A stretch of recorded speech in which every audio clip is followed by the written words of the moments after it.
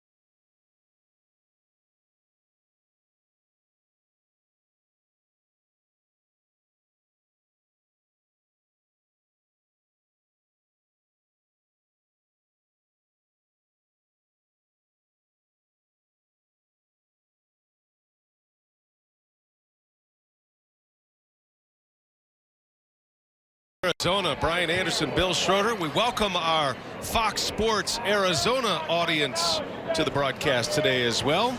78 degrees here in the Valley of the Sun, 32 back in Milwaukee. First of our three consecutive telecasts here on Fox Sports Wisconsin. Torey Lovullo and the Arizona Diamondbacks, the wild card winners from a year ago, lost in the division series to the Los Angeles Dodgers, and a roster that is pretty well set as they get ready for their opening day. Potawatomi batting order. They've got a lot of their regulars in there today. Torey Lovullo has David Peralta leading off. He's the designated hitter. A.J. Pollock, Paul Goldschmidt make up the top third. In the middle goes Jake Lamb, Steven Souza Jr., the recent acquisition via trade. Ketel Marte will be the shortstop, and then it's Gerard Dyson, Ildemaro Vargas, and John Ryan Murphy. Jerry Narron, former Brewers bench coach, now the bench coach of the Diamondbacks, exchanging those lineups at home plate.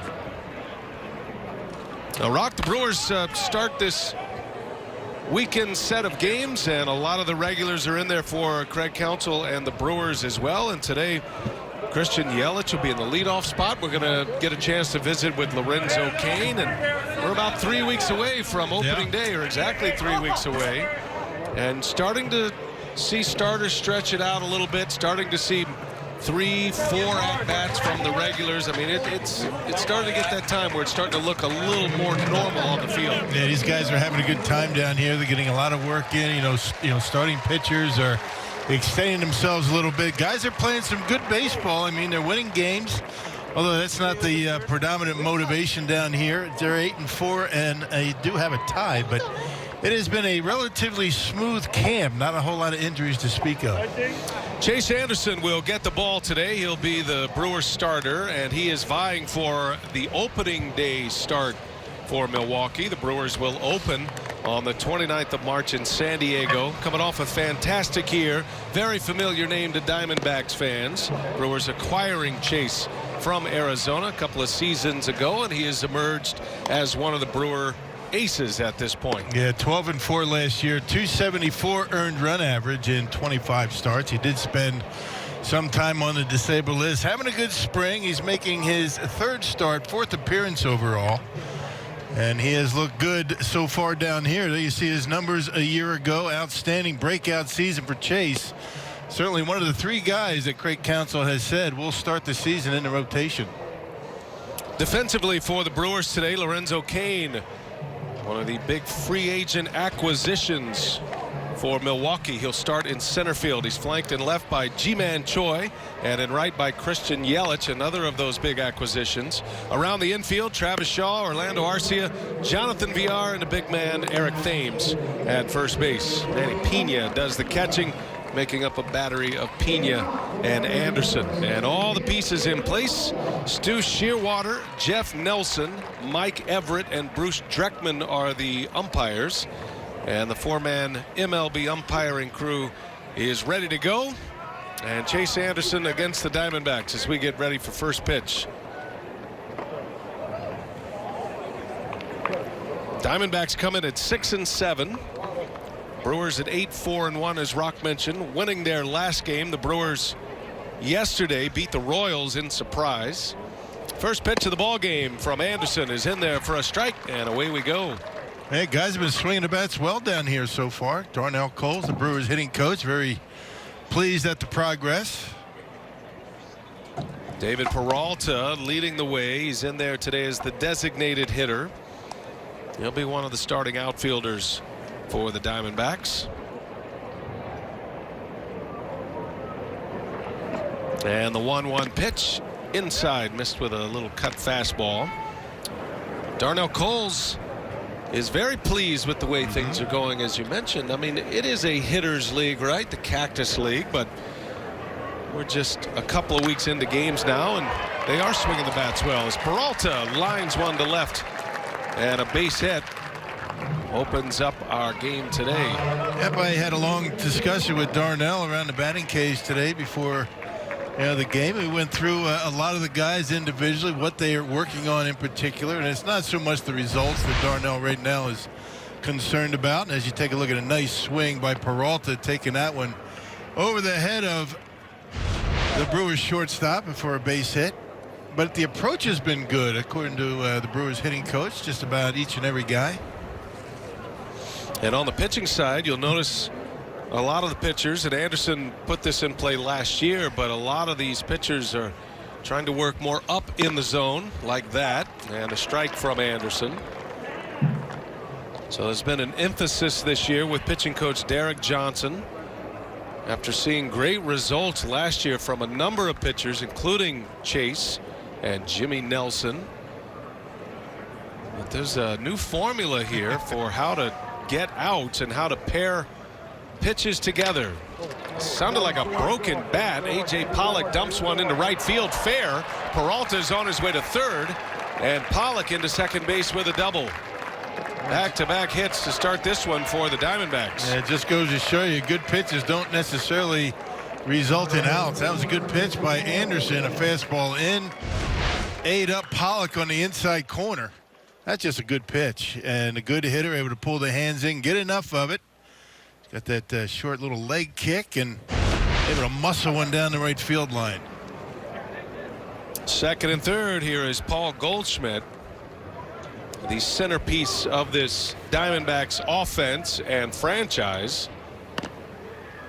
One of the great players in the game. And it was fun to finally see Goldschmidt get his due last year as the Diamondbacks made it back to the postseason. It had been since 2011 between playoff berths for the Diamondbacks. Those who were on the periphery of the game, maybe not seeing Goldschmidt every day, got to see what a great player he is. Flies to right. This will bring in a run, and both runners will advance. Goldschmidt drives in the first run of the game on a sacrifice fly. Yeah, not too many guys in baseball that each and every year before the season even starts, you can ink in around a 300 batting average, 30+ homers, and 100 RBIs. I mean, that's what Goldschmidt's been, and the fact that he does such a good job at first base. That's what it says. A run is in. Goldschmidt with his 4th spring training RBI, and that'll bring up Jake Lamb. Arizona figures to contend again this year in the NL West. I think the Dodgers, by most accounts, look like the favorites with the kind of pitching that they have, but Arizona will make a strong case this year. They've got a lot of talent, and now they have playoff experience with a lot of their younger players. Yeah, the rotation is pretty well set. They have some questions to answer in the bullpen. You know, Zach Greinke is going to be their main guy. And today's starter for the Diamondbacks might be on the outside looking in at this point, but you never know as the season goes on. Now Braden Shipley will get the start for Arizona. Still trying to make a case for a rotation spot. Ball and 2 strikes on Jake Lamb. Torey Lovullo had a terrific season last season, manager of the year, and outstanding first season. Longtime coach under John Farrell in Boston. Lamb in the air to center field.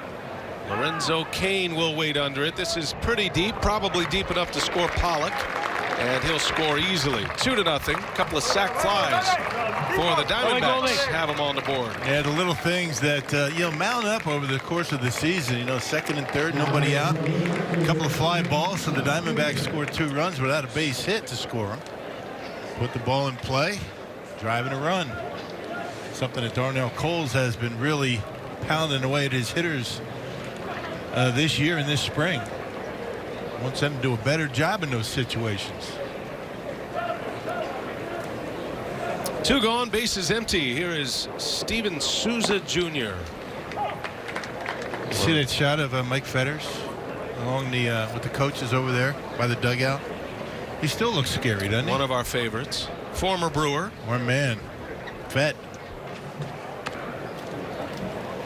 The Bulldog. Fetters has done a nice job here with the Diamondbacks out in the bullpen. There he is. Pitching coach Mike Butcher. 1 ball, 1 strike on Souza.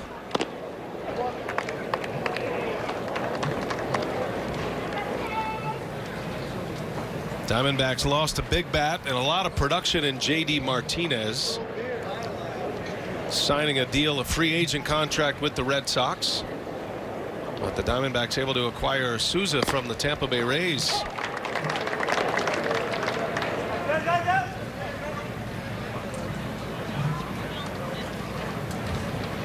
Souza came up with Washington, and with the Rays before being traded here to Arizona. Swing and a miss. Anderson strikes him out to end the inning. First 2 reach, Peralta and Pollock. A couple of sac flies out of Goldschmidt and Lamb, and the Diamondbacks are up 2-0.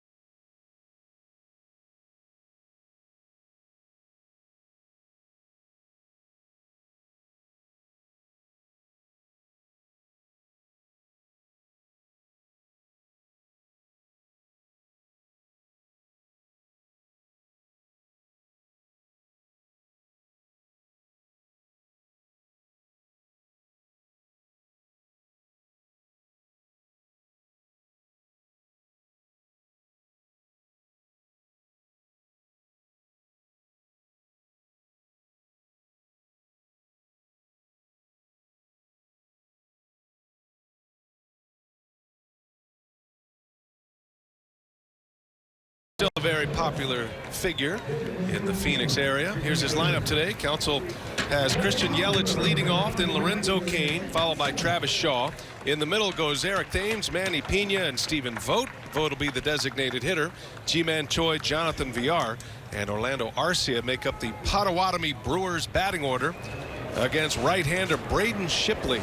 Yeah, Shipley has spent parts of the last 2 seasons with the Diamondbacks, a former #1 draft choice by the Diamondbacks. That was back in 2013 out of the University of Nevada. Right now he's kind of one of those swing spots, 6th starter perhaps, maybe on the outside looking in, but you never know, as the season goes on he might end up in that rotation.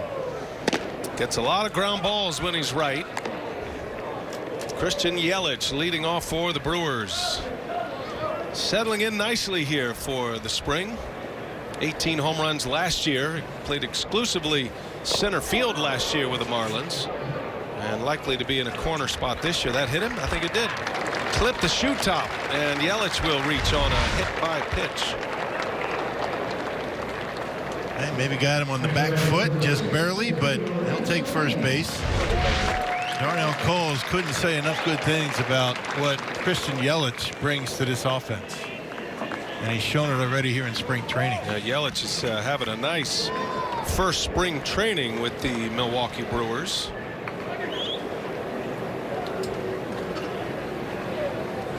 Yelich hitting .333, has an RBI, on base more than half the time. And that dynamic 1-2 punch at the top of the order with Yelich and Lorenzo Cain. Cain on the first pitch, a little flare in the right, that's going to fall. Yelich running all the way, he's going to end up at third base. Good instincts on that. He knew right away that they weren't going to be able to get it out there in right field, and he ends up at third. Lorenzo Cain staying on the baseball, so what's good for the goose, good for the gander. Remember the Diamondbacks had a base hit just like this in the first inning. Brewers set up nicely, making contact, going the other way, gets jammed, but dumps it into right field. First and third, nobody out, and Travis Shaw coming up. Diamondbacks get 2 in the first.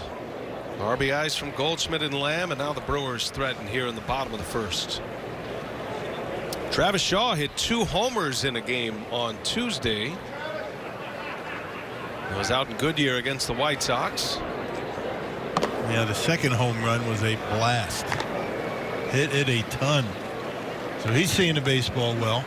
You know, except for Ryan Braun, you might be looking at the opening day lineup today, including perhaps, you never know, but Chase Anderson on the mound. Now, Ryan Braun was scheduled to be in the lineup today. He is ill, and so not with the team today. Shaw lines one into right center. Souza makes a great catch. Wow.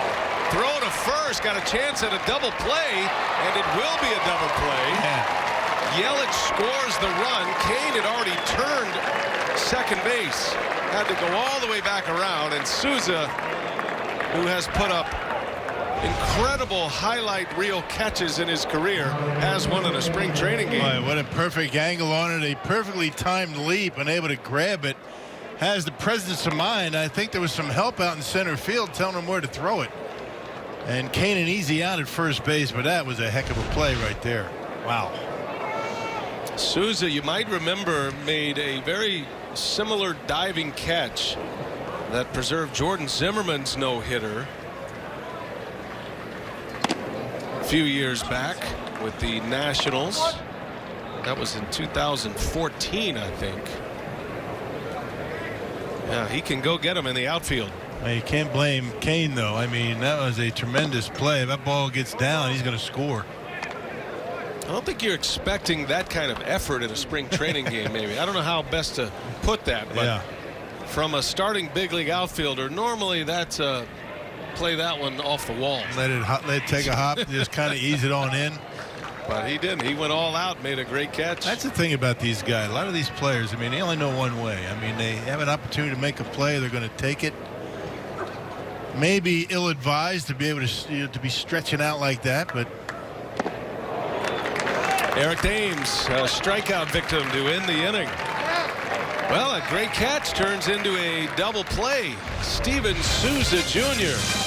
making a name for himself with his new team, the Arizona Diamondbacks. Brewers do get one on the board.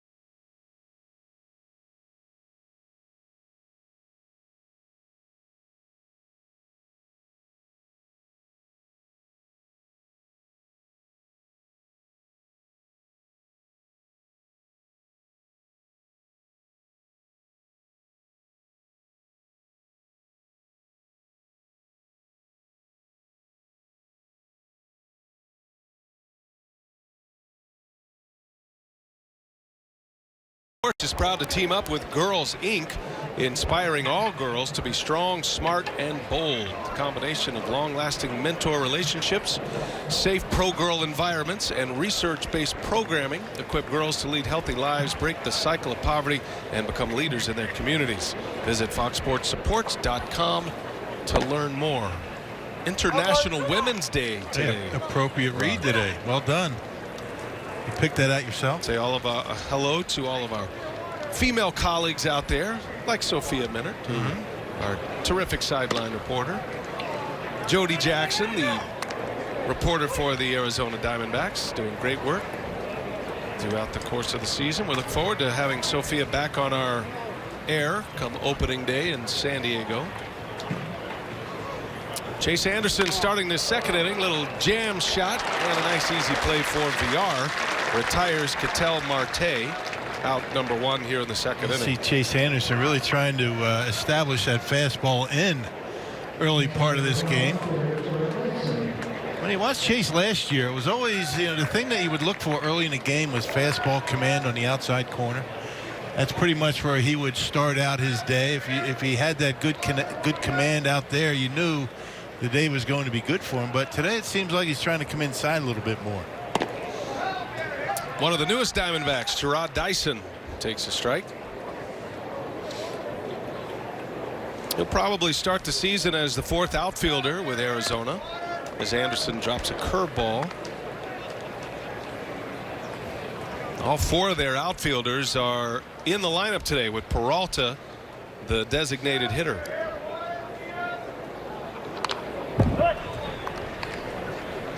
Anderson making his fourth start of spring training, and he has progressed each time out. His last time out actually was a relief appearance, so fourth outing of spring training. He went 3 innings out of the bullpen his last time out. That was against the Rockies back on the 3rd of March. Chase went 3 innings and only 1 run, got his pitch count to 37, and he's hoping to push that to around 50 here today if all goes well for him, and you might see him out there into the 4th inning. They'd love him to complete 4 innings. There's a broken bat and a little foul ball. Yeah, right down. It shattered right down the middle. Those cupped bats, when you get them out on the end, they'll just split right down the middle, right down the center of the barrel. And looked like that was what happened. Just half of that bat left. Are you breaking out your good big league bats in spring training, or do you save? No, you're not save doing that. those. No, it depends on who you are. I mean, if you're a guy, you know you're on the team, you're going to save your good wood. If you're trying to make a club, you're breaking out all your A material. No doubt.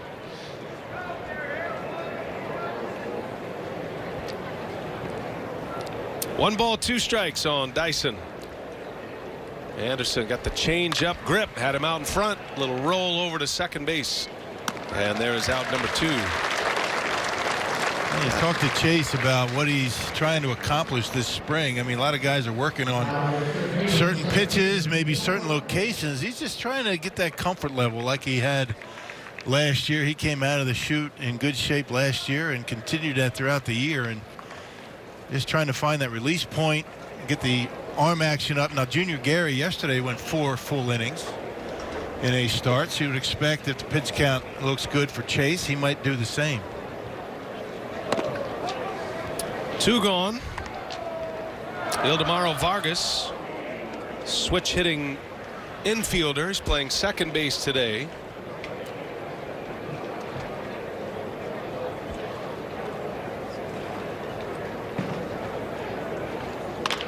And another rollover right to VR again.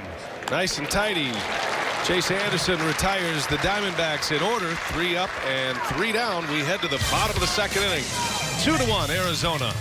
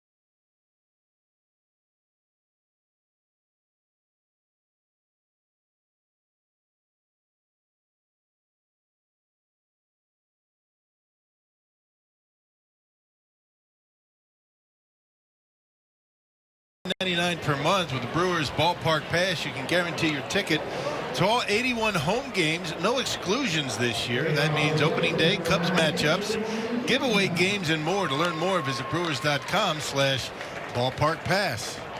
What a glorious day it is in Phoenix today. Some clouds up there providing a little bit of relief from the sun. It's about 80 degrees.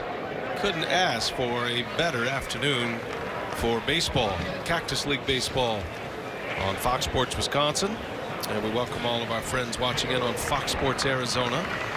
2-1 Diamondbacks lead it. It'll be Manny Pena to lead off for the Brew Crew. He'll be the starting catcher come opening day if he remains healthy. Health is always the question mark when you're putting your roster together. Played in 107 games last year. He sends that one high in the air to left center. That is way back there, and it is gone. Manny Pineapple with a home run, his first of the spring, and we're all tied at 2. A towering fly ball finds its way on the other side of the fence. Trying to back up a really nice, surprising year for him last year at the plate. Big home runs he was able to hit. Shipley let that one get away right down the middle. And check out Manny. Nice little leg kick on balance and drives that one out of here. His first of the spring. Squares it at 2. Now Stephen Vogt, the Brewers designated hitter today. Stephen Vogt, Manny Pena, Jet Bandy are all in the catching conversation. Vogt has been slowed by a shoulder injury. He's finally getting a chance to play on the field, get some at-bats as the designated hitter. He's actually progressing well with his shoulder. He's been going through a throwing program and has had a pain-free day with that shoulder. And I think he's encouraged about where that's headed. And with 3 weeks to go until opening day, I think the idea is that there is plenty of time to get Vogt time behind the plate. He's caught a lot. He just hasn't caught in games a lot. He's done a lot of bullpens. Yeah, not throwing. He does, keeping the legs sharp and the hands, catching pitches, but not throwing. He did it in drills before games began. He said he might have thrown a few too many to the bases. That was his own decision, but kind of felt a twinge. Brewers shut him down. He's feeling much better. On the ground toward the shortstop position, that's Lamb over there, the third baseman over on the shift. He takes care of Vogt, out number 1 here in the second inning. There's no doubt Vogt is a hitter. I mean, he can really swing the bat. So it's going to be a very interesting decision about whom they keep. They could keep both, but Jed Bandy's out of options, so he's either going to have to be on the big league team if they go that route, or he'll have to become available to the other teams. Well, tough to keep 3 guys. They can only play one position, especially when you break camp with 8 pitchers in your bullpen. Ji-Man Choi batting with 1 away. He's getting the call in left field today, a first baseman by trade. The Diamondbacks will carry 3 catchers again this year. They did it last year. It's always an interesting dynamic when you have the extra catcher. A lot of managers don't like pinch hitting for a catcher, and then basically having, if there was an injury, having to go to an emergency catcher, which is usually a position player, an infielder, outfielder. Torey Lovullo has Alex Avila catching as their starter. And he has a pretty good bat. I mean, no slouch at the plate, so it's kind of surprised you go with 3. I guess you go with 3 if you're not real comfortable with any of the 3 offensively. Ji-Man Choi pulls one foul.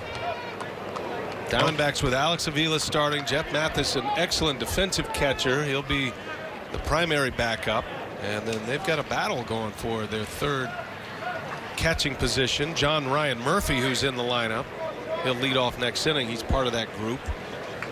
But it's an interesting philosophy when you start talking about where you think you need a strength. If you have catchers, at least one catcher that's not bringing a lot of offense to the table, then that's when you would start to think you may need a pinch hitter in a crucial moment. And then you have to look at your position players. I mean, which one of your position players and how many are you going to have to pinch hit for, or platoon? It doesn't look like the Diamondbacks are in that situation, at least to start out. So they might have the luxury of having that extra catcher. Yeah, they've got a roster that's pretty well set. Ji-Man into right center. That's going to get down. Reached out and serves one into right center field. Ji-Man Choi with the 3rd hit of the game for the Brewers. On with a single with 1 away. Yep, waited back just enough on a changeup. Look at the way that pitch is going away from Ji-Man. It's one of my favorite names, Ji-Man Choi. And dumps that one, waits back long enough, dumps it into right field. That'd be a great first name, wouldn't it? Your name's Bill. We call you B-Man. G-Man Anderson. That's a nice ring to it. That's good. It's a very nice ring to it. Nobody messed with you if you had that name. And I think not. Might change things.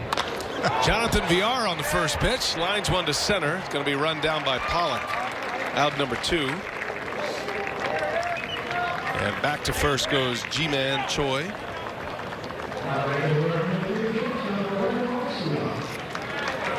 2-2 game. A home run by Manny Pena starting this inning tied it up. 2 outs for Orlando Arcia. Braden Shipley pitching in his 2nd inning. Great numbers last year for Arcia, and that was after a very slow start to the season. Ended up hitting .277 with 15 home runs last year. scissor kicking his way all the way to the top of the rankings. Yeah, had a couple of rough first 2 months, but then really came on nicely. Brewers would like to see him, level that out a little bit, be a little bit more consistent throughout the season. But when you look at the numbers, I think the Brewers would take that from Arcia when you take into consideration the defense that he gives you. Yeah, they'll take that every year. Not only producing at the plate, but saving a lot of runs defensively. One of the slick fielding shortstops we have in the game. And as he matures in the game and starts to become a little bit more known, he might vie for a Gold Glove opportunity. Got to remember, he's only 23. Always was the youngest player at any level signed as a 16-year-old. He was the first player coming through the Brewers Dominican facility to make it to the major leagues. What a great talent. Older brother Osvaldo was a big leaguer for a number of years. He was a big power hitter. Played for the Twins, among other teams. Different kind of player, Orlando.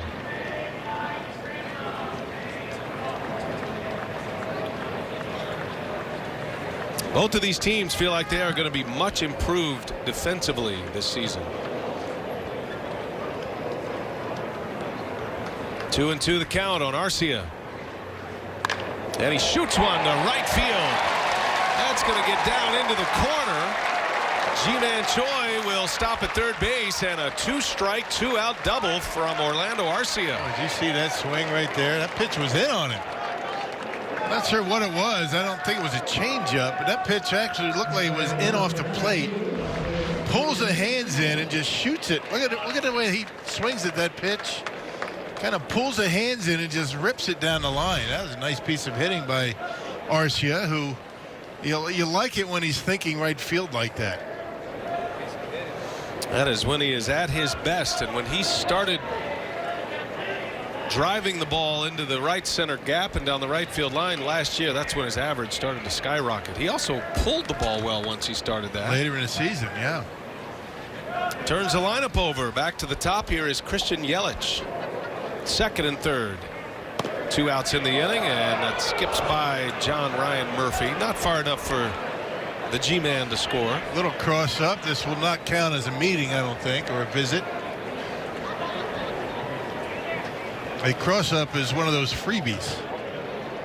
Oh, you know what? I was just watching Stu Shearwater. Yeah, he called it. That's a good thing to note, by the way. So this year, if you don't know the new rules that are in place, one of the few speed-up rules that they actually implemented was 6 mound visits by the catcher.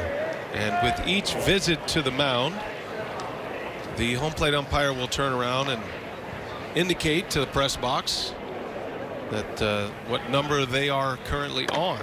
Now, I'm with you, though, because there are certain caveats to that rule that don't count as a visit. Cross-ups, yeah, that was potential injuries. It definitely was one of the that was a cross-up, no doubt. I think you have to request that, huh, as a catcher. Yeah, I guess. It's added a new layer for catchers to remember. It's not something you'd ever ask an umpire. Can I go to the mound? Yeah, that rule is fluid. I mean, I don't think the umpires or the coaches completely understand that rule. But I will say this, Craig Counsell has told his infielders, do not go to the mound. Yeah, by the way, that's a great point. It's not just catchers, it's infielders as well. 2 balls and a strike. Second and third. Yelich trying to give the Brewers the lead. And he takes one. Did he go? He did. And it's 2-2.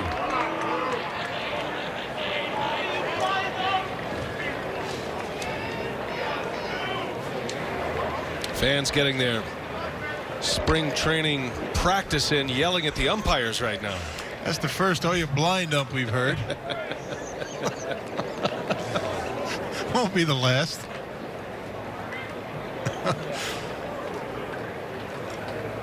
Two and two, and Yelich chops one on the ground. Goldschmidt, the Gold Glover, will make the play to end the inning. And the Brewers strand a pair, but they get a run on a home run by Manny Pena. 2-2 game. We head to the third inning. Brewers Diamondbacks.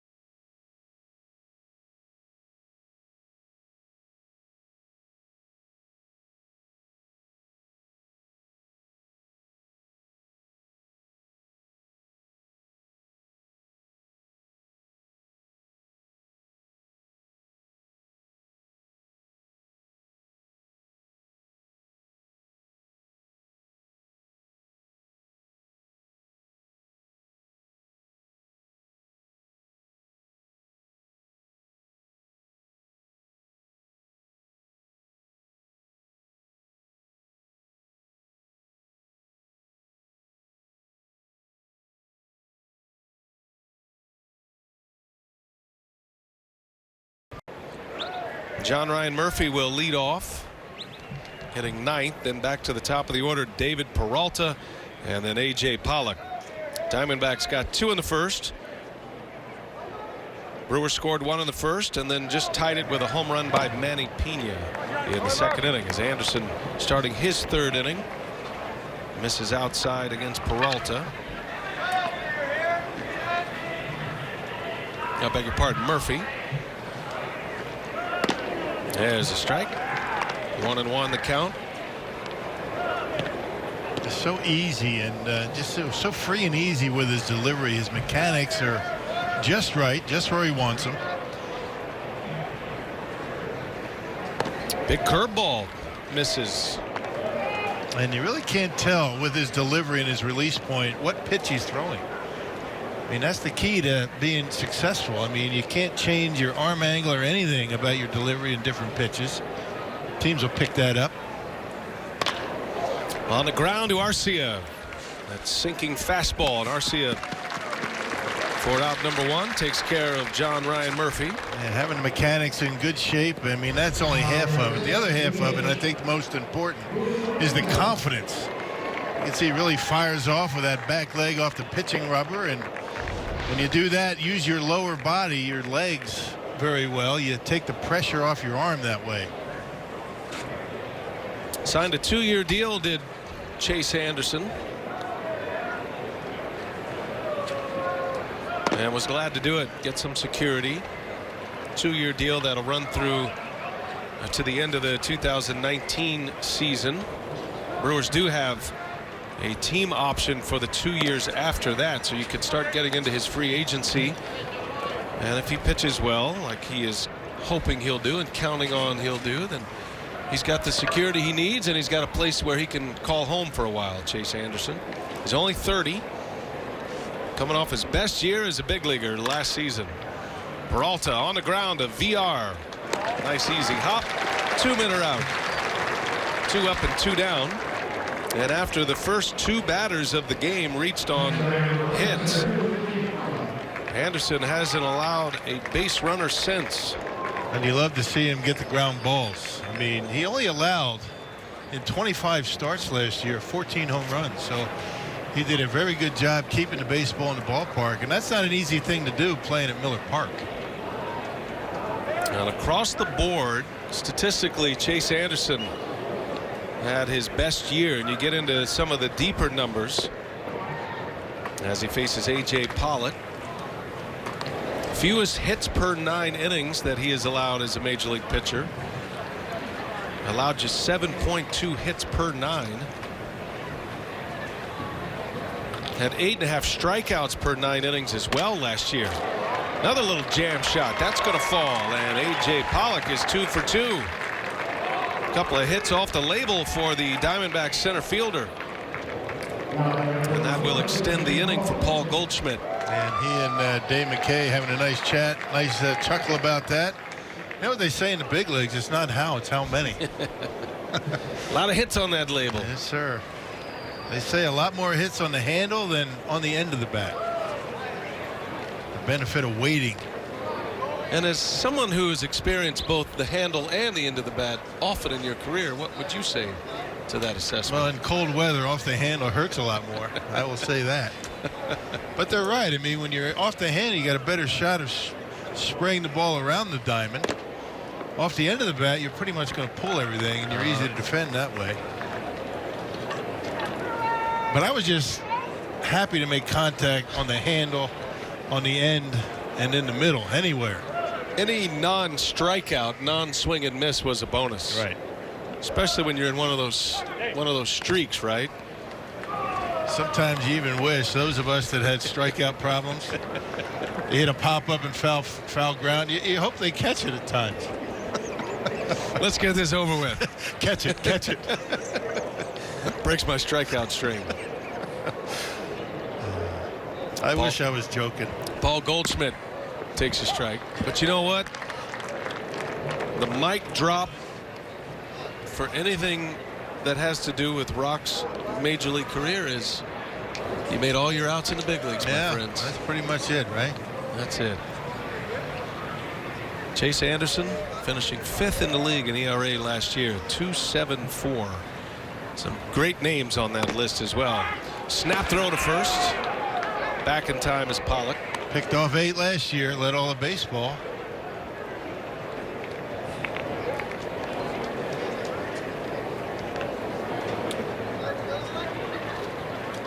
Two and one to one of the more dangerous hitters in the game, Paul Goldschmidt. Drove in a run with a sacrifice fly his last time. Long pause, and Goldschmidt takes a strike. Anderson has good command with the fastball.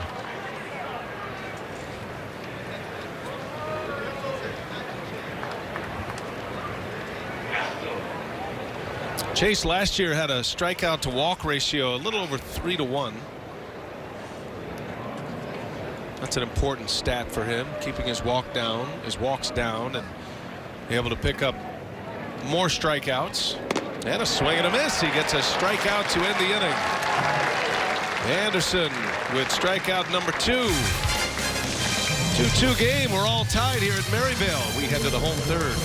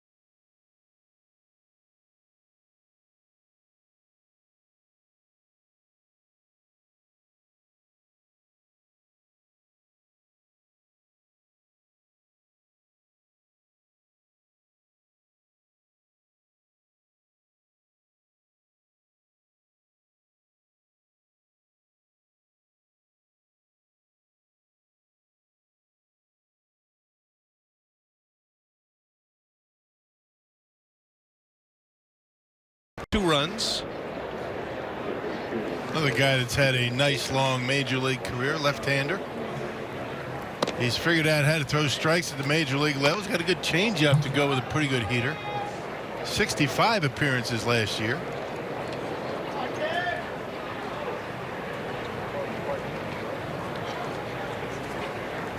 Lorenzo Cain starts it for the Brewers, and that is a fair ball. Just inside the bag, down into the corner it goes.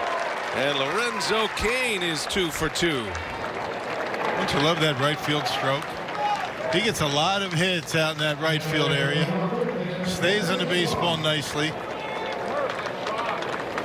Sometimes he will get one down on the handle, try and muscle it out there, but that one, Cain thinking right field all the way and able to hit that one almost by him. And Cain with another base hit. So here comes Travis Shaw now, who was robbed of extra bases on a diving catch by Souza in the first inning. And Shaw takes a strike. The benefits of waiting back, right? I mean, what an example he's been able to set for a lot of these hitters in this Brewers lineup. Concentrates on that two-strike approach, does Kane, and a lot of hits in right field to the opposite field. Yellow,'s just the same. They both use the whole field. Feels like the Brewers, who have been one of the more strikeout-prone teams in the major leagues the last few years. That number's going to drop significantly. A lot more contact in the lineup. Upgraded defensively. It still looks like plenty of production in the lineup as well, as Shaw way out in front on a breaking ball from De La Rosa. These guys are raving about their potential in the lineup.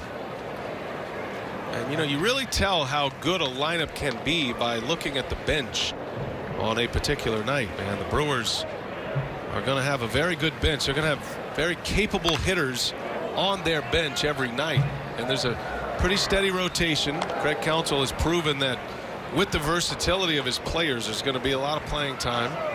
You're not going to have guys who are going to go all 162. And so the versatility means your bench on any given day is going to have some thump to it. And it's going to be a challenge for Craig, I think, to keep those guys that quote-unquote bench players, keep them involved and getting them enough at bats to stay productive. There's going to be some good big league players down in AAA this year. This is what a difference a year makes. We've been talking about that quite a bit. I mean, we're talking last year this time about a rebuild and building for the future, and all of a sudden this team feels as though they have what it takes to get to the playoffs. 1 ball, 2 strikes on Travis Shaw. Got a runner at second, and Shaw hits one hard right at Goldschmidt, who thought about a throw to third. Kane got a great jump, and Goldschmidt has only 1 play. Nice pickup by the Gold Glove first baseman. Shaw robbed twice today, could easily be 2 for 2. Kane advances to third. The Brewers have the go-ahead run 90 feet away for Eric Thames. That's the thing about spring training. You don't worry too much about whether it's a hit or not. You go home and you think, I hit the ball hard twice today. Right on the nose. So another lefty-lefty matchup with De La Rosa against Thames. In the regular season, you'd rather have 2 jam shots falling base hits as opposed to 2 lineouts. Yeah. Not in spring training. Yeah, you want to find the barrel in spring training. Keep that confidence high. Shaw's really been swinging it well. Thames does have a Cactus League home run. He's off to a slow start at the plate. He does admit that he is still tracking pitches, probably more so than he would in the regular season. We saw a similar concept last year with Thames. He wants to see as many pitches as he can. That puts him in a lot of deep counts, especially left-handers. He's trying to add to the Rolodex, if you will, as he swings and misses at that off speed, and the count goes to a ball and 2 strikes. Well, his approach last year, taking pitches and just watching the baseball, it worked pretty well for his April numbers last year. Let's see how it works for this year. Couldn't ask for a better April out of Thames last year. At 11 home runs. What a start it was. He had a great start and a great finish last year. Had a big month of September. It was all the hitting in the middle that has left him hoping to improve upon those numbers. He's curtailed his workouts a little bit as well. He felt like maybe he got a little bit too bulky last year. And he takes a call at strike 3. So Thames is rung up. De La Rosa with his first strikeout. And 2 men are out in the inning. That slider on the outer half of the plate. That's one of those situations, man, in third, less than 2 outs, that the Brewers need to do a better job of this year. Put it in play.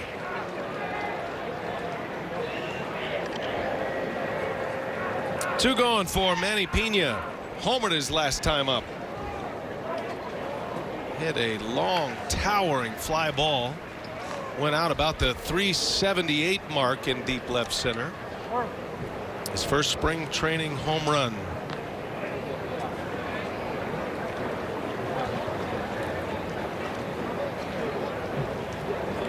Lorenzo Cain at third base. Started the inning with a double.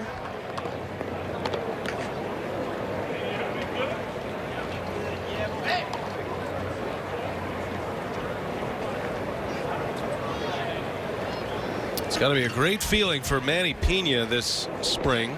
He has always had to fight for a job as he shoots one through, a base hit. An RBI for Manny Pena on his second hit, and he gives the Brewers a 3-2 lead in the third inning. Good teamwork right there. Manny picking up things, wasn't able to get the job done, and Manny having a good day at the plate. A couple of RBIs, stayed right on that pitch. 31 years of age, or his age 31 season. He knows he's going to be on the big league club. He is most likely going to be the starting catcher. He's earned that right, according to his manager, Craig Counsell. What a different vibe it is for him this spring. He's playing very well. Stephen Vogt now, a swing and a miss.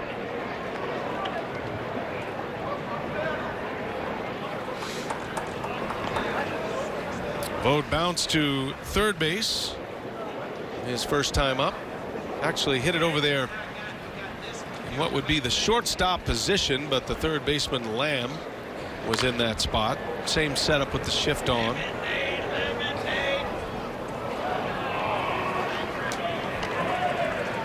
Another guy that stays on the ball really nicely, particularly against lefties. Not afraid to take it to the opposite field. Vogt going old school, no batting gloves. Playing in his third game. Had 4 at-bats in his first 2 games. Still not catching yet. Getting his at-bats as the designated hitter. There goes Pena. And a strike call to end the inning. A couple of Ks for De La Rosa, but the Brewers take the lead. It was a leadoff double by Cain. Manny Pena with an RBI. 3-2 Milwaukee.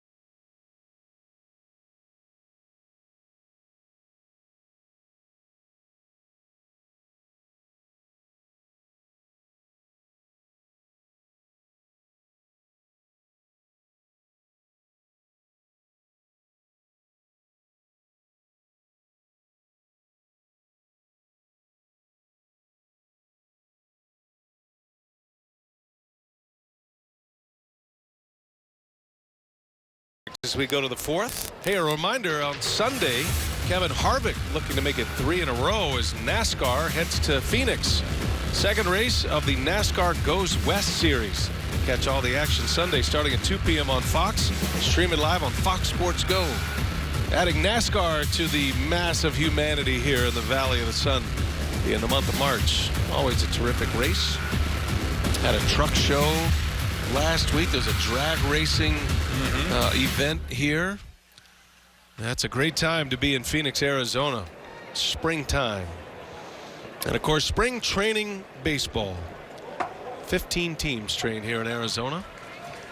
Well, they have the Phoenix Open the end of January. What are they pulling, about half a million people into that thing? Wow. Yeah, they do a great job. I went there last year. Crazy number of people. Chase Anderson starts his 4th inning facing Jake Lamb. Yeah, the Waste Management Open on the PGA Tour. One of the great scenes at the par 3. Another curveball from Anderson. You actually get to boo. Oh yeah, it's loud. That whole stadium golf. It's all enclosed. Very unlike a normal golf environment there at the TPC Scottsdale. 1 ball, 1 strike. How's your golf game this spring, Rock? Have you been out? I have not played. I got down here first week in January. I have not played. But you want to play? Not really. Oh, okay. You made it sound like, well, you know, I just haven't played. You know, I've had opportunities, but oh, Lamb gets into one. That is way back, not coming back. Jake Lamb sends it out, ties the game. This guy's got as much power as anybody in the game. And Lamb with his second spring training home run. pretty good 1-2 punch they have right there, isn't it, with Goldschmidt and Lamb? If Goldschmidt doesn't drive him in, you know this guy's gunning right behind him. Lamb hit 25 last year. He has big pop. And that was a no-doubter to make it a 3-3 game. Anderson's pitch count at 45. They're going to be hovering around 50 with him today. So there is action in the Brewer bullpen. We'll see how long Anderson can extend this outing. Steven Souza Jr. at the plate now for Arizona.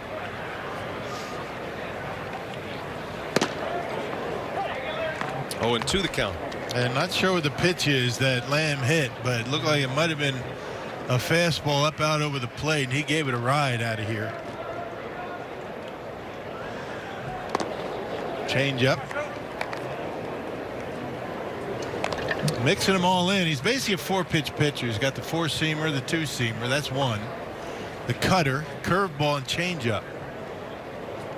So he's got a lot of different weapons to keep you off balance. 1 ball, 2 strikes inside this time. 2-2 now.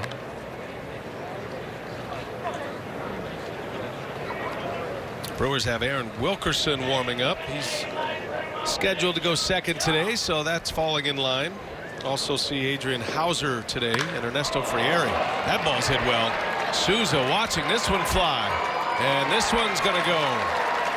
Back-to-back home runs, Lamb and Souza, and the Diamondbacks now have a 4-3 lead.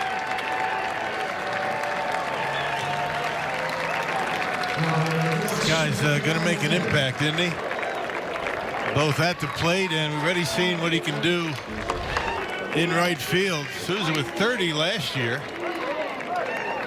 and gives that one a ride out to right center. No doubt about that one. So Lamb starts it, and then Souza goes back-to-back. Ketel Marte at the plate for Arizona, takes ball 1. They got some thunder in their lineup. You think about Peralta, Goldschmidt, Lamb with big power. Souza hit 30 last year for the Rays. That is a pitcher-friendly ballpark. Yeah, big yard. Yep. And Chase Field, pretty much of a hitter's park. Ball carries well. Marte chops one off his foot. I think the plan for the Diamondbacks right now is to have Marte play second base. He's a shortstop by trade, but want him to play second base. Nick Ahmed is their starting shortstop. He's not in the lineup today. Well, that gives them a slick fielding keystone combination. Marte bounces one to Shaw, and there is out number 1 of this 4th inning. Usually does come down to defense and pitching, right? Starting rotations looking in pretty good shape for Arizona. Got some questions to answer in their bullpen, but they're going to hit, no doubt. Starting 5 in play. Zach Greinke at the top of that starting rotation. It's interesting today, Greinke threw a simulated game, so he was not on the big league field for the Diamondbacks today, pitching in a simulated game instead. Greinke knows exactly what it takes to get ready for a season. So there's no questions about that. He has made one start this spring. Went an inning and 2/3 in his only spring training start. There's a roll over to second base, and Dyson is retired. Not that it's anything to be alarmed about if you're a Diamondbacks fan, but they say that Greinke's had a difficult time cracking 90 miles an hour. Of course, he did the same last year. Yeah. And his velocity was all right during the regular season. Craig Counsell's on his way out, and he'll make a change as Chase Anderson has hit his limit. So Chase unable to get through the 4, but a good day's work. Goes 3 2/3 today. New pitcher coming in will set him up. And here you have a Bon Me-inspired Friday.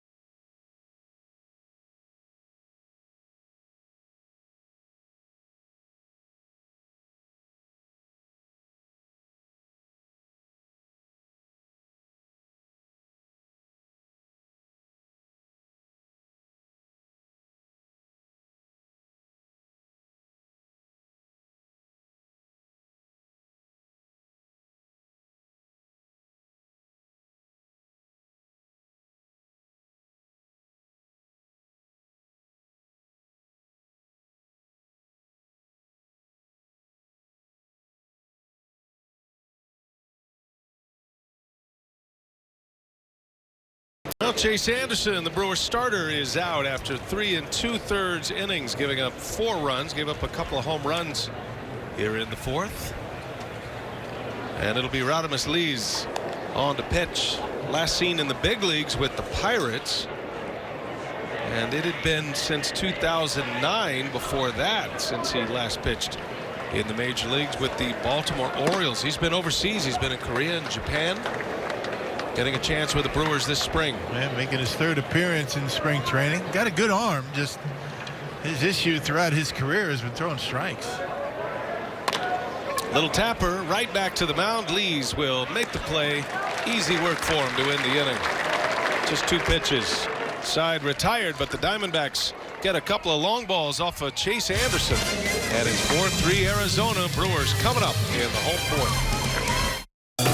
When you walk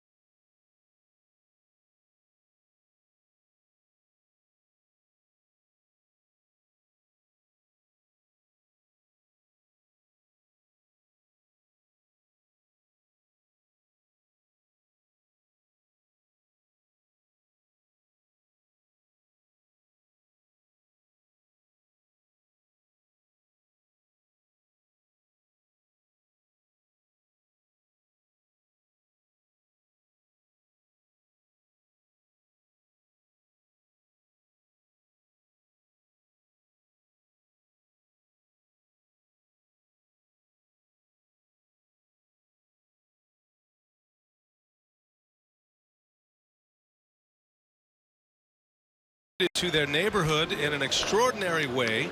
Nominate them by visiting brewers.com/community or pick up a nomination form at the Miller Park Guest Relations booth. Each month, one outstanding individual will be recognized as the Brewers Community Achiever, presented by Meyer. We head to the Brewer half of the 4th inning. Diamondbacks have a new pitcher on the mound. Brad Boxberger will be next on the mound for Torey Lovullo, and the Diamondbacks now lead this one 4-3. His numbers last year with the Rays, the Tampa Bay Rays, 30 appearances, 338 earned run average. He was traded to Arizona in November for a minor leaguer, a guy that is trying to become the closer in Arizona this year. Archie Bradley, Yoshi Hirado, Brad Boxberger, all battling for the closer's role. Those three figure to make up the last 3 innings anyway, or some combination. Never really works that way anymore. Those defined roles that we've been accustomed to are starting to change in the game a little bit. Ji-Man Choi slaps one into left center. That's going to go to the wall. And Ji-Man Choi continues to swing a red-hot bat. 2 more hits today. Yeah. Single to right, double down to left center. They're doing a nice job pulling the hands in and able to get the barrel on that pitch and drives it into the gap. Listen, I kind of like this left field thing. Yeah, Ryan Braun ill today, so Choi was put into the outfield. He's responded with a couple of hits. That's a beautiful stroke he has. Yeah, nice quick hands.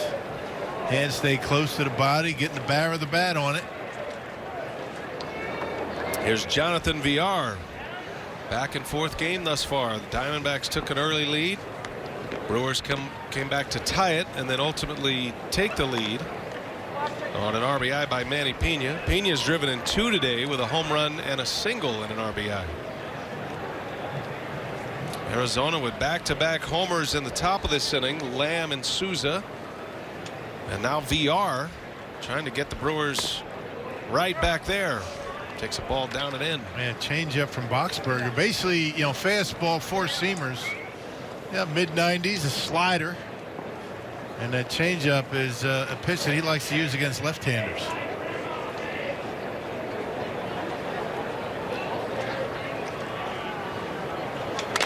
On the ground, back to the mound. Thought about second. He'll take the out at first. G-Man was in a belly flop at second base. A little panic setting in, I think. He was caught flat-footed out there, and Boxberger thinking, I'm going to take the easy out of first.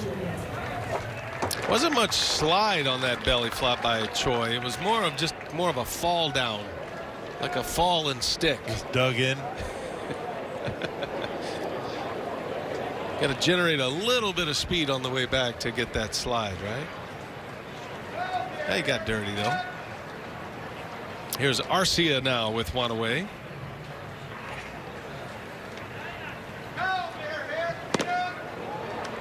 Likes that first pitch, doesn't he?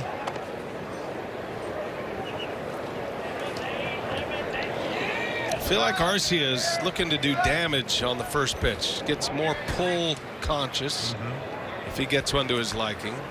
But as we saw his last time up, has the ability to shorten up the swing. He's got a really good center field, right field stroke when he needs it. More of a controlled swing. He dropped a curveball into Boxberger. Strike 2. Man, that's his game. I mean, he was pretty much a pull hitter down in the minor leagues. Came up to the big leagues last year and was trying to fight everything off in the right field. I think a little bit too much. And Darnell Coles convinced him later on in the year to start turning on pitches. He was driving the ball into left field, hitting some homers. Nice block back there by John Ryan Murphy. Keeps Choi at second. It's never easy in your first full season in the big leagues, let alone being 22 years old for most of it.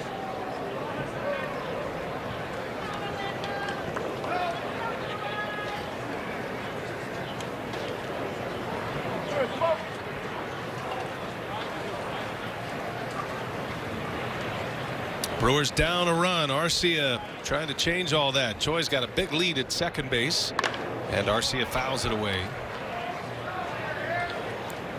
Nice crowd on hand today here at Maryvale. Sponsor weekend beginning today.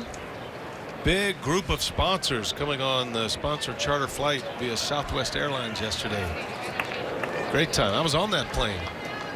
Had a good time yesterday. It's about 175 people on that plane. Is that right? Did you give them a little Brewer review or summary? I was going to go up there and get on the flight attendant microphone, but I didn't. Boxberger makes another play at the mound. Out number 2.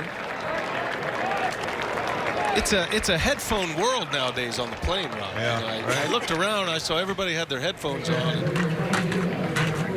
I didn't want to interrupt. Well, you got tonight for that at the sponsor party. It's always a nice time. Good food. Everybody mingling, having a good time. Brewers really take good care of their sponsors and partners. And the always entertaining and much anticipated presentation by yours truly and Rock that nobody listens to. It's always a pleasure. It's kind of the way it is all summer, isn't it? Yelich takes a strike. So let me just set the scene for you tonight. Rock and I will be there in front of all these sponsors and their families, and we'll be doing an actual program with awards and introducing some of the dignitaries in the crowd and saying some motivational words. And nobody really stops talking out in the audience. You know what I think we need to do? We need to incorporate Jeff Levering. I think he's ready. How many years has Jeff been in Milwaukee on the radio? That is a trick question. 3 or 4? But yeah, 3 or 4. Right? I think he's ready to move on in and slide on into the the corporate sponsor party program. I think tonight is the night that he'll be the one that nobody's listening to. That's a great call, partner. What do you think? Yelich takes a ball. And then maybe a year or 2 we throw Lane Grindle in there. I think it's time to start moving the radio guys into it. You know, you kind of passed that on to you way back in the day. Right. And then you somehow harangued me into doing that. But there's Uke and Jeff Levering.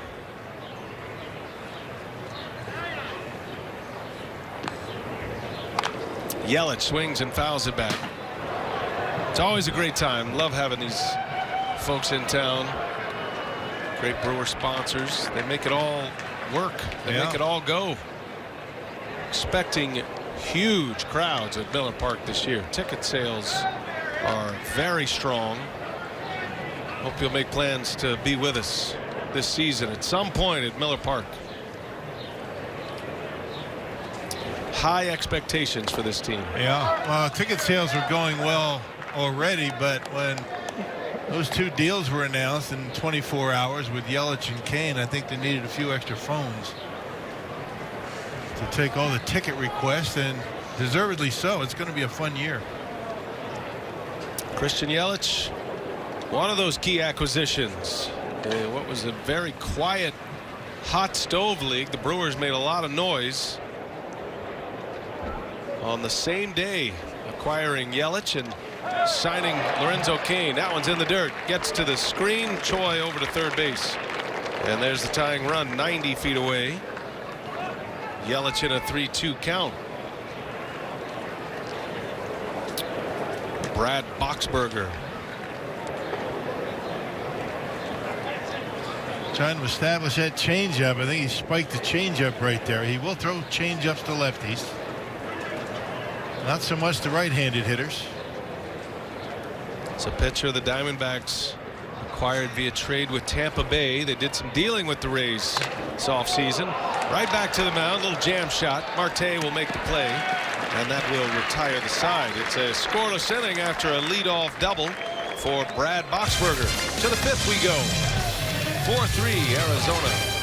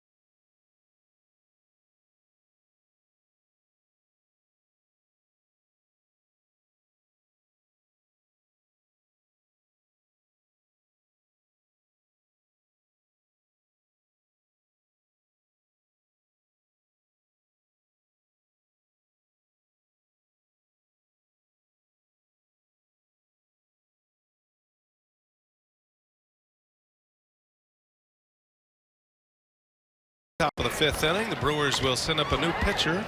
Rodimus Lee's able to get out of the 4th. Chase Anderson went 3 2/3. So now we'll get a look at Aaron Wilkerson. Got his chance in the big leagues last year, and he is one of the pitchers that is trying to impress enough to earn a spot in the Brewers 5-man rotation. Well, there isn't a whole lot of room in the rotation, or 2 spots you would think available. Bullpen's kind of tight as well. We saw Wilkerson a couple of appearances last year. Good arm. Major league numbers for Wilkerson a season ago. He was a Double-A All-Star last year in the Southern League. And his first pitch is in there for a strike on John Ryan Murphy, the 9-hole hitter and the Diamondbacks catcher. Wilkerson was originally with the Red Sox. Brewers got him a couple of years ago in the middle of the season. That was a July trade. They sent Aaron Hill to Boston back in 2016. Wilkerson came. He finished out the season in the Brewers minor league system, and then had a breakout season last year at Double-A Biloxi.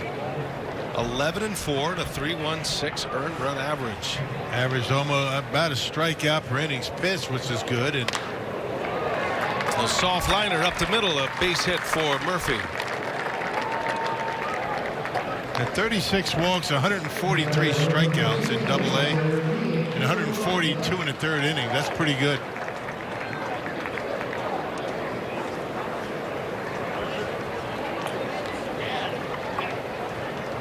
Well, he made the jump beginning the year in Double-A, ended up in the big leagues. A September call-up. Made a couple of starts, pitched in 3 games with the Brewers at the big league level. 4th outing of the spring here for Wilkerson. And his last 3 have come in relief. He is piggybacking with Chase Anderson. Lead man on for David Peralta. Back to the top of the Arizona order. Start getting into the 3rd at-bats of the day. Probably final at-bats for the starters.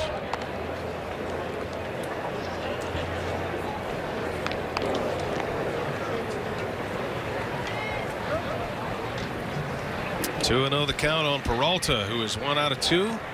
Singled and scored in the 1st. Takes a strike.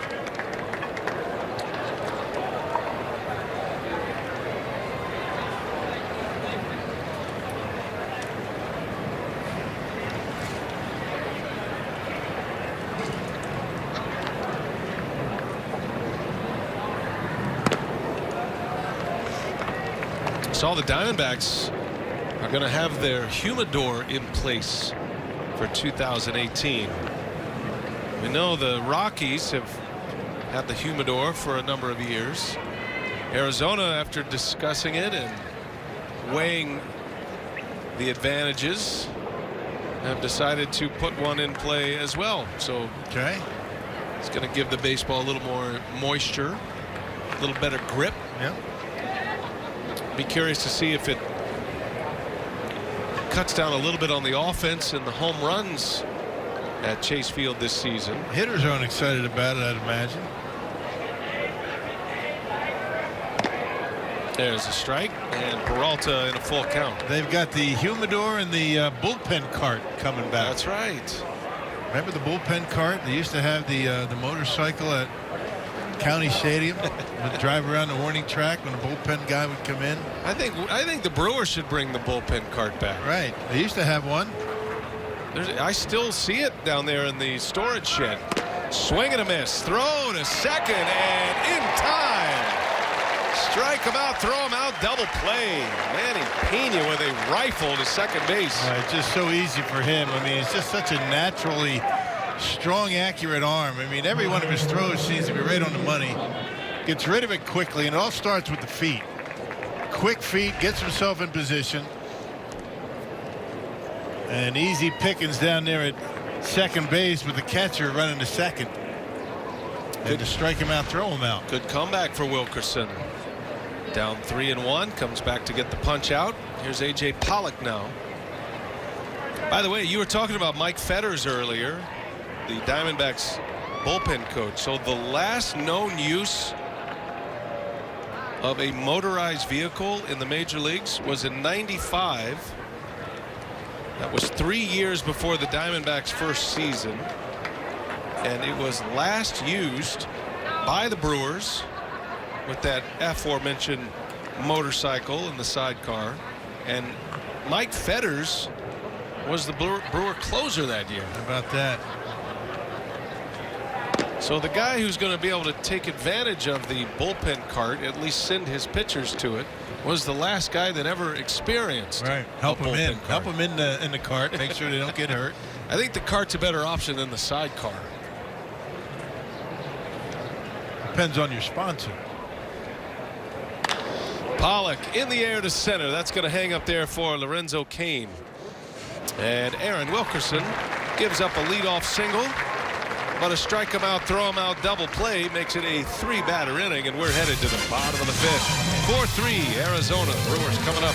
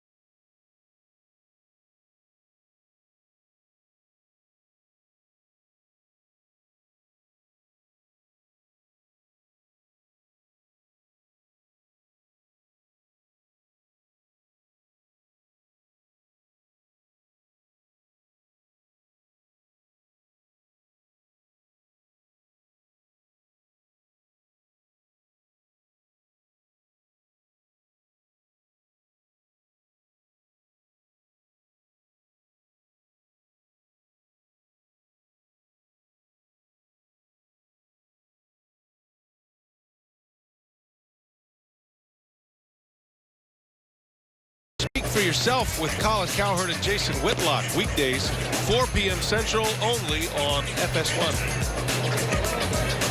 Got some changes here for the Arizona Diamondbacks. Their center fielder is Ray Fuentes. And the new pitcher is the Bracho man, Silvino Bracho, on the mound for Arizona. Yep, at Maracaibo, Venezuela. A free agent signed by the Diamondbacks in 2011. He spent parts of the last 3 seasons with Arizona. Last year, .566 his earned run average in 21 games. Also spent time in the Pacific Coast League in Reno.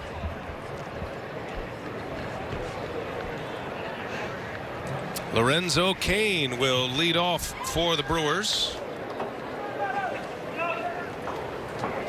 Probably Cain's last at-bat of the day.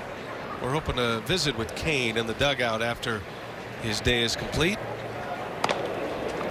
Lorenzo has 2 hits today.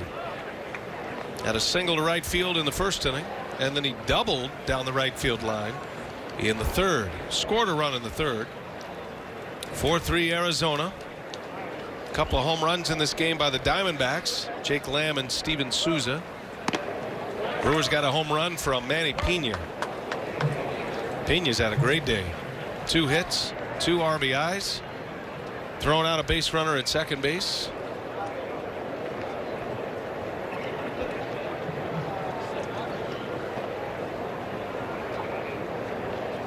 Bracho facing Lorenzo Cain. Takes it high for a ball. 2-1 the count. Been a whirlwind for Cain since he left Milwaukee. Came up to the Brewers in 2010. Was part of a trade that brought Zach Greinke to Milwaukee. One of 4 players traded by the Brewers.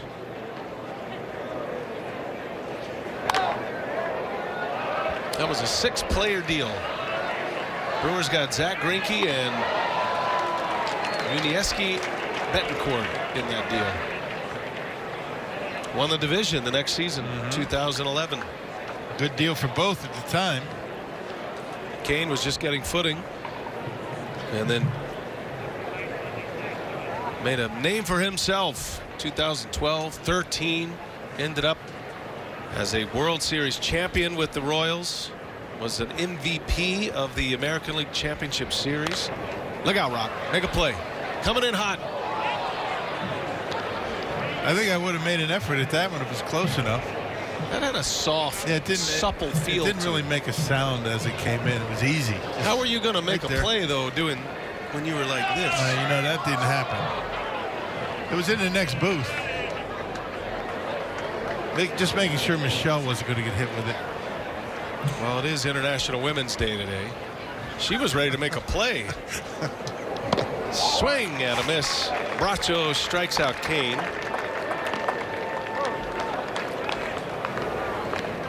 And one away in the 5th. Well, we're hoping you'll make plans to come join us here in Phoenix at some point. Got the A's tomorrow, the Rockies on Saturday. Both of those games will be televised on Fox Sports Wisconsin. And then we're back on television on the 13th against the Rangers. Got the Dodgers on the 18th. Wrapping up the spring training schedule on the 22nd. The Diamondbacks will next be on television next Wednesday against Cincinnati. And the regular Fox Sports Arizona complement will be there. Steve Berthume, Bob Brenly, all led by the big dog, Brad Weimer. Yeah, he is in charge. He makes no bones about it. He's listening today. Travis Shaw out front. Pretty good off-speed pitch right there. You're in good hands with the Diamondbacks, with D-backs producer Brad Weimer. Used to be with us in Milwaukee. He was coming in next week to do our Brewer games. You know, our buddy Matt LePay. He's never been to spring training. Is that right? I just saw Matt in New York. How's he doing? He's doing fantastic, Rock. So he's able now. Unfortunately, the Badgers aren't going to be in the tournament. And now he gets to come down to spring training, do TV games, and more importantly, I think, the webcasts. Nice. We'll have to get his schedule. Perhaps he can release that schedule on Twitter at Matt LePay. Well, I'm glad he gets a chance to come down here. Make sure he wears sunscreen. Shaw sends one deep to right, way back, and there it goes. Travis Shaw with his 3rd home run in his last 2 games. Well, he has put the baseball in the barrel every time up today, for sure. And that pitch was right in his hot zone. Down and in, looked like a slider. Yep, it was a slider down and in, and you don't put a baseball there for Travis Shaw. He likes it down there. Solo homer for Shaw, ties the game at 4.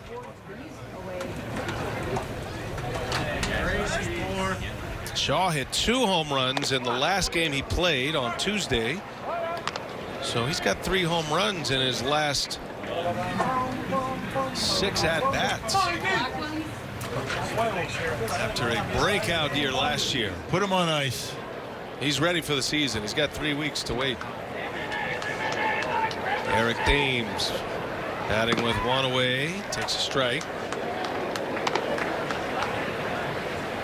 Brewers will open their season in San Diego on the 29th of March.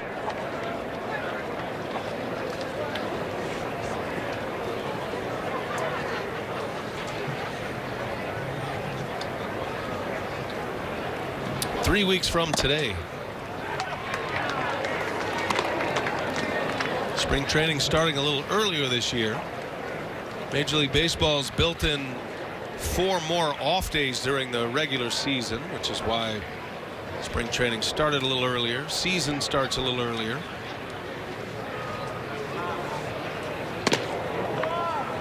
I'm all for it. I think it's a good trade-off. Extra days off for the guys. Able to keep them strong, maybe a little healthier. And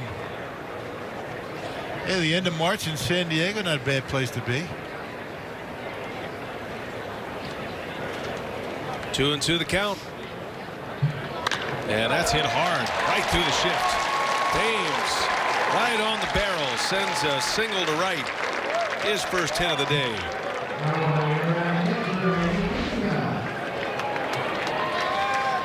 Might have been a changeup that time and stayed right down the middle of the plate.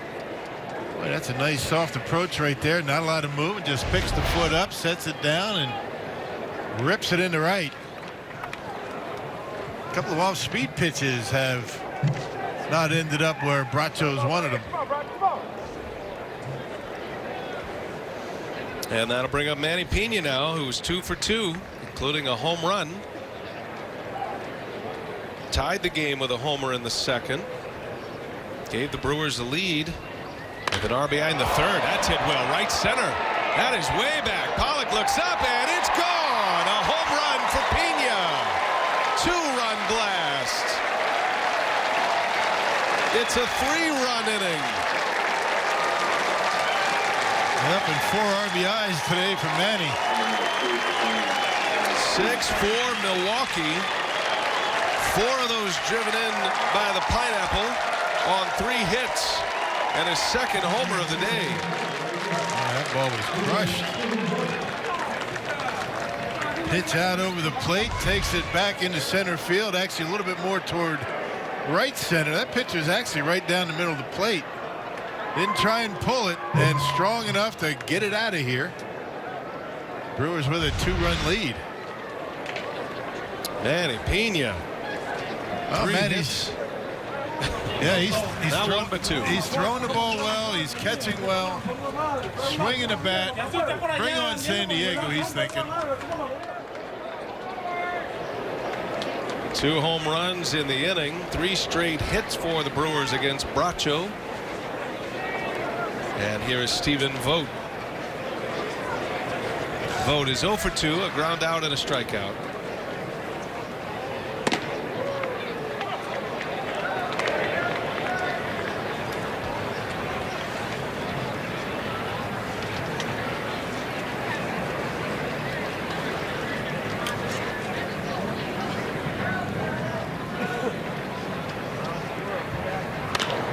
Vogt gets tied up. Pop up behind the shortstop position. That's Lamb over there to make the catch for the out. 2 outs in the inning.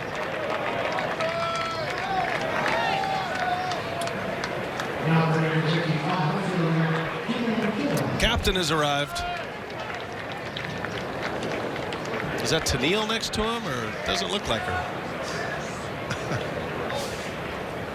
I like it. It's a good hat. There's a bunch of lakes here. No telling where he's from. You wear a captain's hat when you're out on the boat? I do not. No. You should. They make them that big.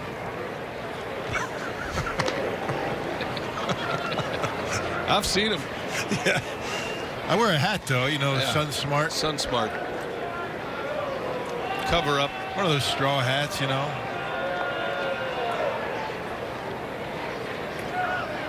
You got quite the hat collection.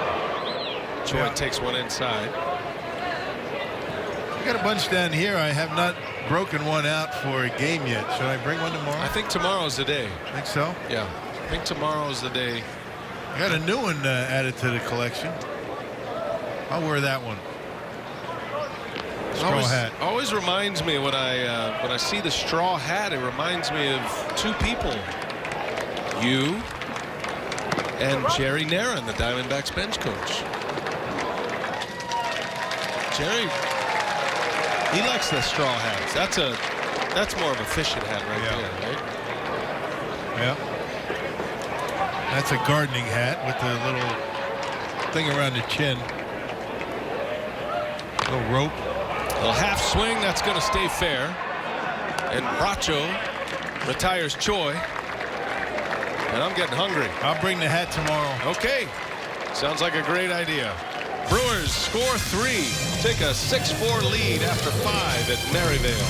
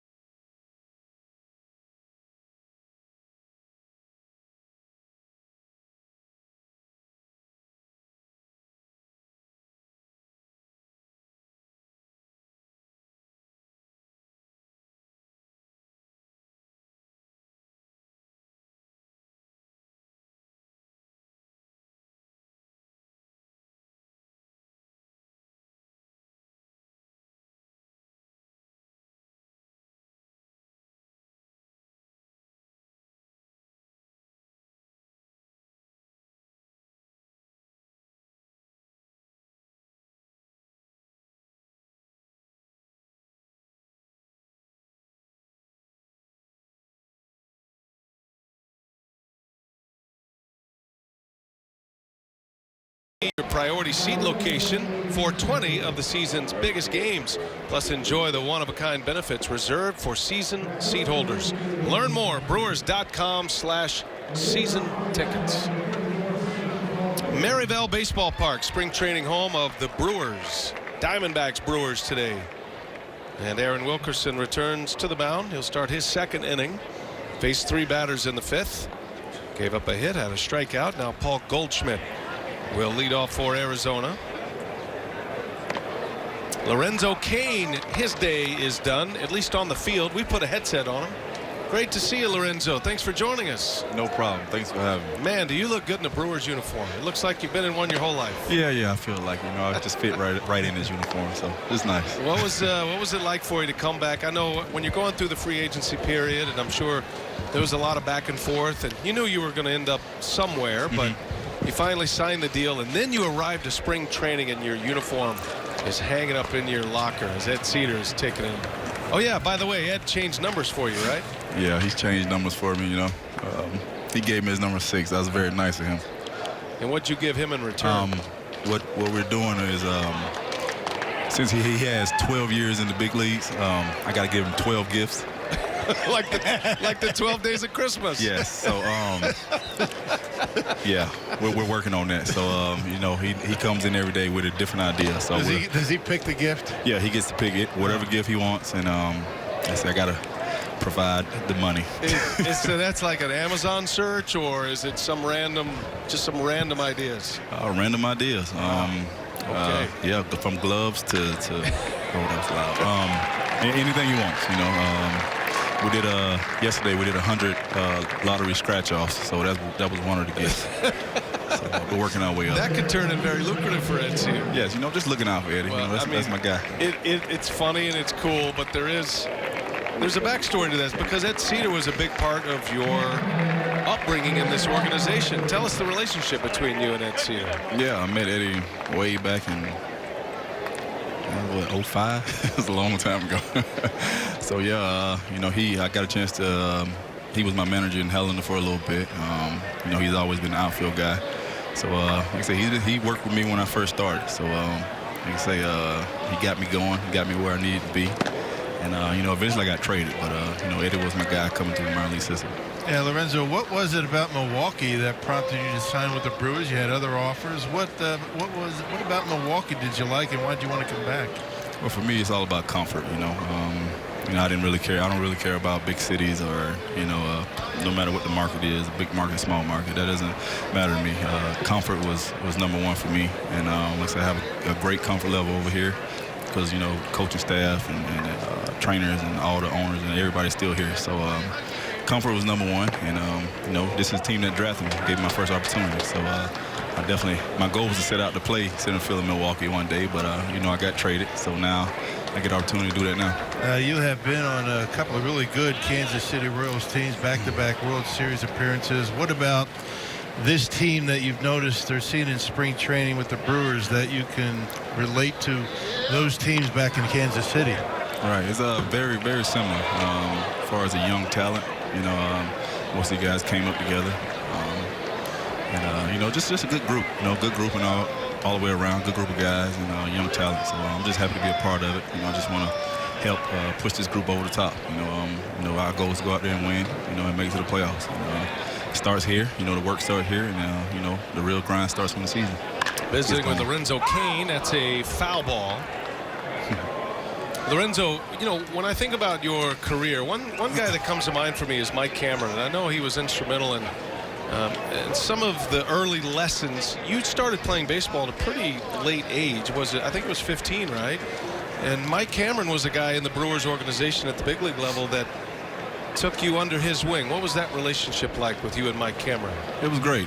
It was huge to have somebody take me under their wing. You know, I would just pick his brain. You know, work with him in the outfield. He would always tell me things and just help me out a lot. And that was needed coming from a veteran guy that's, you know, experienced, and you know, he's been there, done that. So it was great for him nice of him to pull me aside and talk to me and do the things he did for me. And Ricky Weiss was another guy that did the same thing. So those guys took care of me, and I'll always remember that and always appreciate that. For those who don't remember the story, talk a little bit about your high school baseball experience. Like, why didn't you play baseball, and then what brought you to the game as Lamb singles to right and the Diamondbacks have 2 on? Tell us a little bit about that experience and how you ended up going from that to a Major League Baseball player in a relatively short amount of time. Try to give you the short version, but yeah, my mom, she wouldn't let me play football in high school, so you know, and I went out for the basketball team my 9th grade year and got cut. And a lot of people wear me out about that.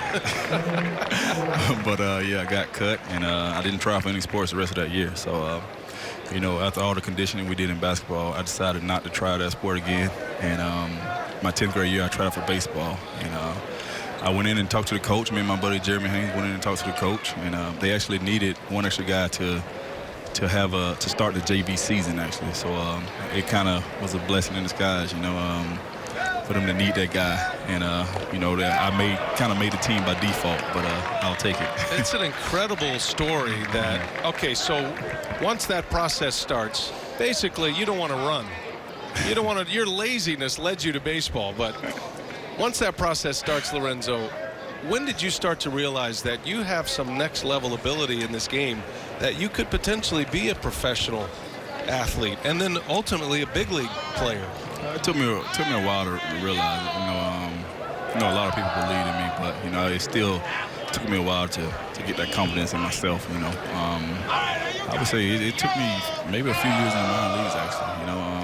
You know, just once I got here, and I kind of felt overmatched because I had only played, you know, 2 years of high school ball and 1 year of JUCO, so I was a little overmatched when I signed. So you know, the confidence didn't grow until I started playing against better competition, and then once I got better and you know, I saw that I could play with these guys, and then the confidence kind of grew as time went on. You know, Lorenzo, we've been talking to a lot of guys, coaches too, saying how you and Christian have been a really good influence on this lineup and your approach at the plate. I mean, is there any one period of time, or as we see some big action, a couple of runs come in, I mean, who do you credit a lot of the credit as to your approach right now? You know, the right field approach, staying on the ball at 2-strike approach. Is anybody in particular? No one in particular. Like I say, it's just I kind of work with a lot of coaches, and I've always kind of had that up the middle approach. You know, I think that's why I picked up things really quickly. You know, because I had that up the middle approach already, and I just kind of try to fine tune it as much as I can. It just kind of grew, you know. I would talk to a bunch of different hitting coaches and just kind of pick their brains and just try to add it to my game. And you know, as time went on, I just, you know, became a complete hitter, and that's what I'm still striving to be, continue to be for this team as well. So you know, it's always a working process. especially in spring training. But like I say, it's something that I've always strived to be. Complete hitter, all-around player that can do it all. And like I say, it's something that I'm going to continue to do for this ball club as well.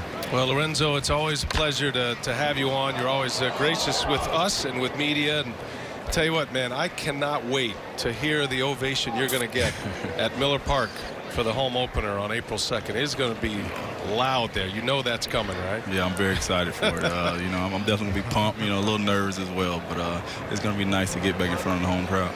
Thanks for being with us, Lorenzo. All right, thank you. All right, Lorenzo Cain got the start in center field today. Lorenzo with 2 hits today, scored a run. What a great addition to this ball club. And, I say it all the time. You felt connected to him because he had come up in the system, made it to the big leagues, had a great success with the Kansas City Royals, and to have him back in a Brewers uniform, I know fans are extremely excited about the potential of this team and what Lorenzo Cain's going to be able to do on an individual basis this year. Well, and the intangibles too in the clubhouse. A guy that has a World Series ring, and he's had a lot of success in the major leagues, and it takes a team that is looking to get to the postseason to a team that a lot of baseball so-called experts are thinking have a pretty good shot at making the playoffs this year. So we'll see. Well, in the meantime, Aaron Wilkerson is in a grind right now in the 6th inning. He's given up 3 straight hits, 2 RBI double by Steven Souza Jr. And now Marte rolls one to second base, and there is the first out of the inning. Diamondbacks have brought on 3 pinch runners after the first 3 hitters reached. Jack Reinheimer, Socrates Brito, and Christian Walker now in the game. Reinheimer and Brito scored. Walker now at third base. And one away for Gerard Dyson.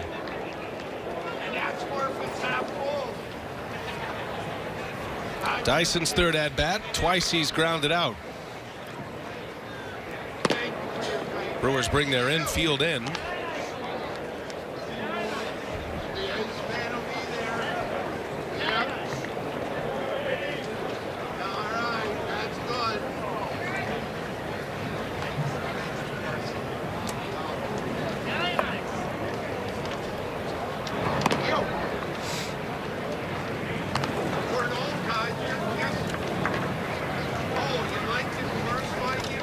Dyson with 2 4-3 ground outs facing Chase Anderson. It was Anderson's last out. Chase went 3 2/3 today. Game is tied at 6. Diamondbacks scoring twice. Brewers got 3 in the bottom of the 5th on 2 home runs. Travis Shaw a solo shot, and Manny Pena with a 2-run homer. No surprise, right? 2 pretty good offensive teams. Swinging the bats well. Infield is in, 1 away, and a line drive and a right base hit. Diamondbacks have the lead. 7-6 Arizona on the 4th hit of the inning. And Gerard Dyson with his first hit. Man, looked like something off speed up in the zone. Watch Dyson get on top of it. Line it into right field with the infield in. No chance at second. 20 hits between these 2 teams. And we're at the top of the 6th. 1 away, runner at first, and here is Ildemaro Vargas. Started at second base today, the switch hitter.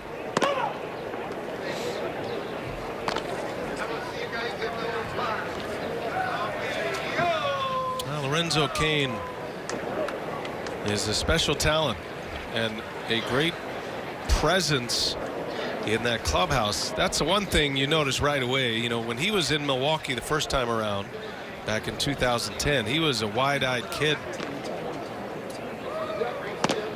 And I give him a lot of credit because he hitched his wagon to the right people. Yeah. Ricky Weeks and Mike Cameron. I mean, these are guys that carried a lot of respect in the Brewers clubhouse in those days. And he wanted to not just be a big leaguer, but be an impact player in the major leagues. And tables are turned a little bit now. He knows he's in a mentor role. Yeah. I tell you, it means an awful lot to have a guy in that clubhouse walking around that owns a World Series ring, and he's been in 2 World Series. That carries a lot of clout with the players in the clubhouse. You know, for those young players and guys that have been around that have not had that opportunity.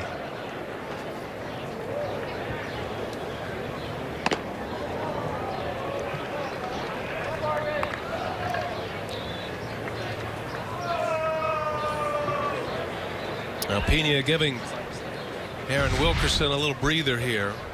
Let's see, does he go? Well, I don't know.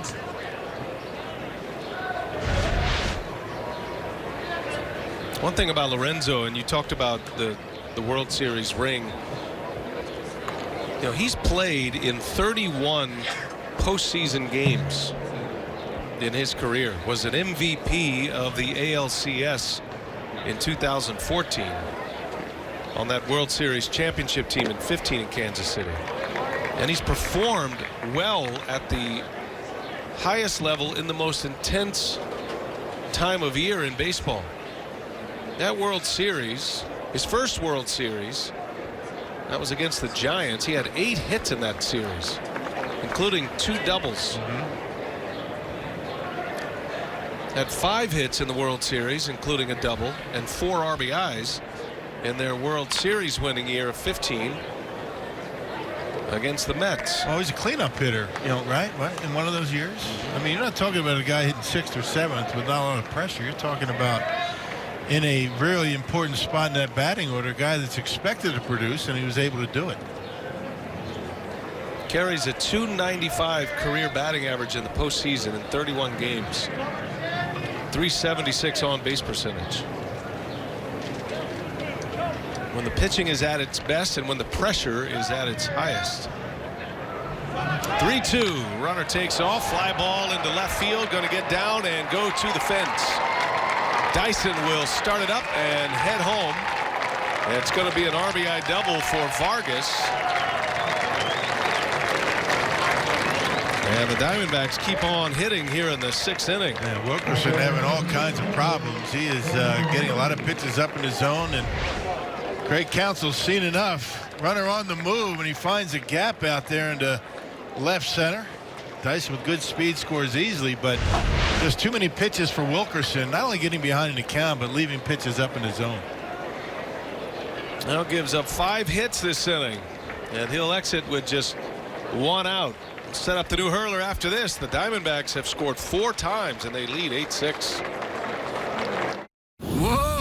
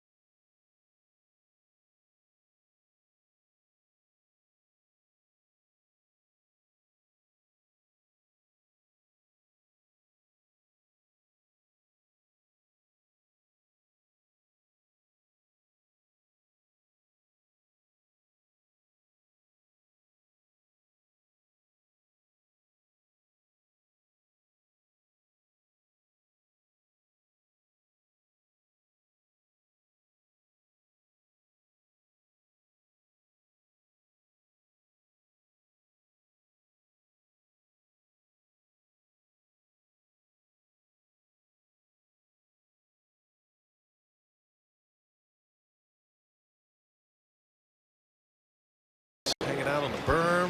That young guy, he's looking for a ball. He needs a souvenir. Beautiful day to hang out. A little spring training baseball. The Brewers and the Diamondbacks today. This one getting a little messy here in the 6th inning for Aaron Wilkerson. He is out, and Ernesto Frieri will try to put some order back on the proceedings now with 1 away. 8-6 Diamondbacks. Yeah, bounced around quite a bit last year. 3 different teams, and There you see his numbers with the Texas Rangers a year ago. Only 6 games. 514 earned run average. Trying to make this bullpen this year. 32 years old, out of Columbia.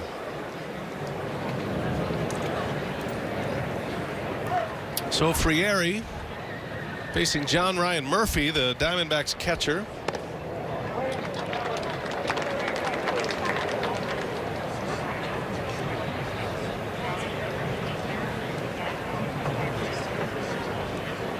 Brewers have new players in the game this inning with Nick Franklin, Kyle Wren, Brett Phillips making up the new outfield. On the corners, Nate Orff and Jesus Aguilar playing in their first half inning as Frieri misses. It's a part of the game in spring training. You start to get a lot of the line changes. Starters usually get their 3 at-bats or so and then call it a day. There will be a time as we get toward the end of spring training when these guys will, the starters anyway, will try to play 7, 8 innings, get 4 at-bats maybe. Pickoff play at second. Back in time is Vargas. Yeah, you got to stretch it out a little bit. Maybe the last week to 10 days you're going to mix guys in, maybe play an entire game, get the next day off, but it's all a matter of getting these guys ready to play 9 innings in San Diego in 3 weeks. Right now the Brewers position players are typically on an every other day window. There's a swing at a miss. 1-2 the count. John Ryan Murphy.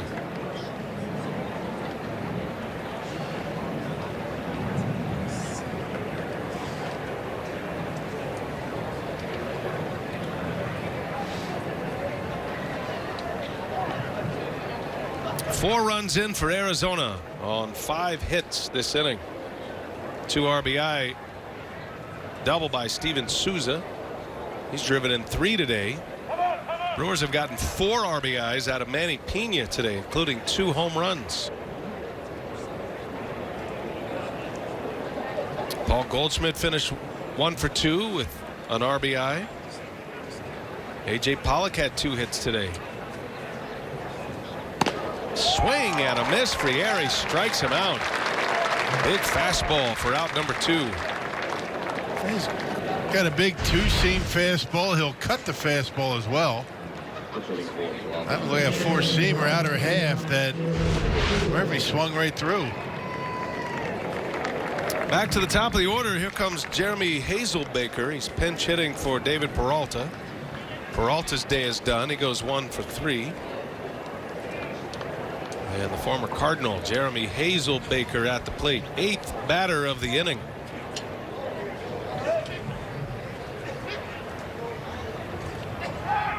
Another pickoff play.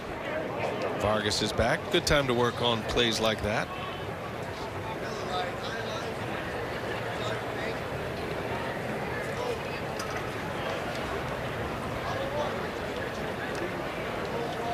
With the skill of the Brewers middle infielders, they were able to execute a number of pickoff plays last year. And it's not just the outs that you get, which are rare, to pick a guy off at second base. It's not just the outs that make an impact, though. Teams scout the Brewers, know there's a pickoff play involved. It'll keep a runner close to the bag at second base. It might save you a run on a hit to the outfield. Yep, guy might not be able to score on a base hit.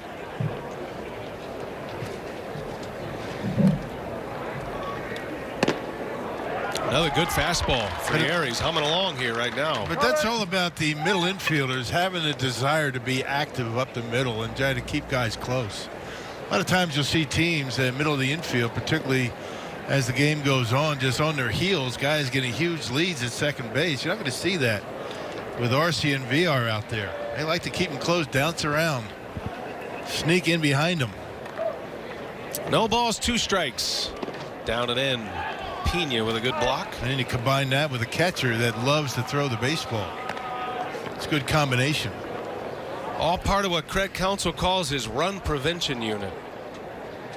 How a pitcher holds runners, pick off plays from the mound, back picks from the plate, from behind the plate. Anything you can do to get the opposition on their heels a little bit. Hitting cutoff men from the outfield. You see Lorenzo Cain and Yelich do that well.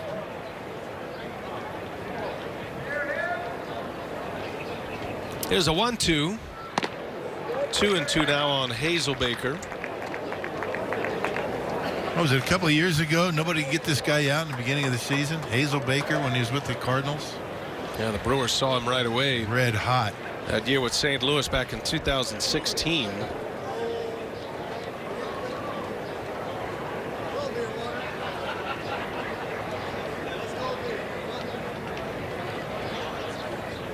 Diamondbacks got him off waivers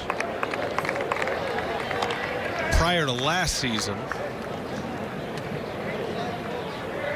It doesn't take long for the opposition to figure you out and find those holes. If you don't make adjustments, we're going to catch up to you.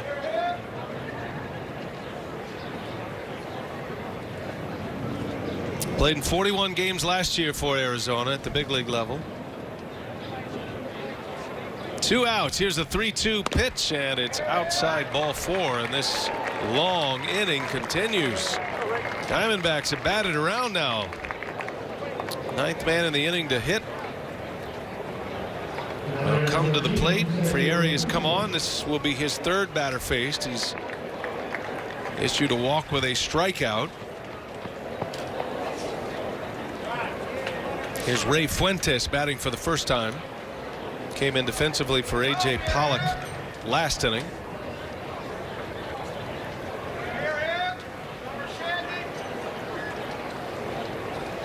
Eight to 6 Diamondbacks. They've scored 4 in this inning.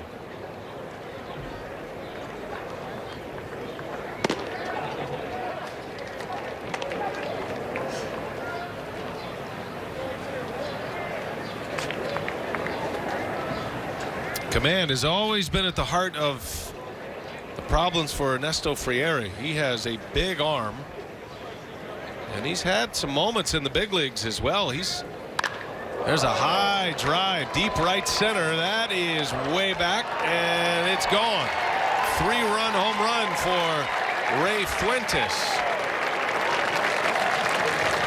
And a nightmare inning continues for Brewer pitching. 7-run inning in the 6th for Arizona. They lead 11-6. Yeah, between 2 pitchers, and just can't put the baseball where they want it. Check this out, right down the middle. Fuentes drops the head of the bat on it, drives it on out of here. Ball's been flying out of here today. Wind's blowing out to center field. A hitter's day in Arizona. What's new? 22 combined hits. Diamondbacks up 11-6 now. First at bat of the day for Jack Reinheimer, who pinch ran for Paul Goldschmidt earlier in this inning. Goldschmidt had a single to start this mess. The Lorenzo Cain interview from the dugout is the highlight of this inning. Maybe we can get him back. He's probably still in there.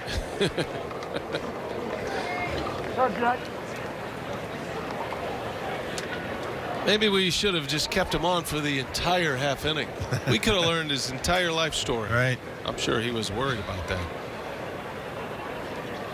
2-0 to count. Ask him some questions about Ned Yost and Dale Swain. I'm sure he's got some good stories about those two. I would imagine. Yeah, Ned Yost always loved Lorenzo Cain. Why wouldn't you? That was a hitting coach. Now back in those days. Now Dale Swain is the bench coach in Kansas City.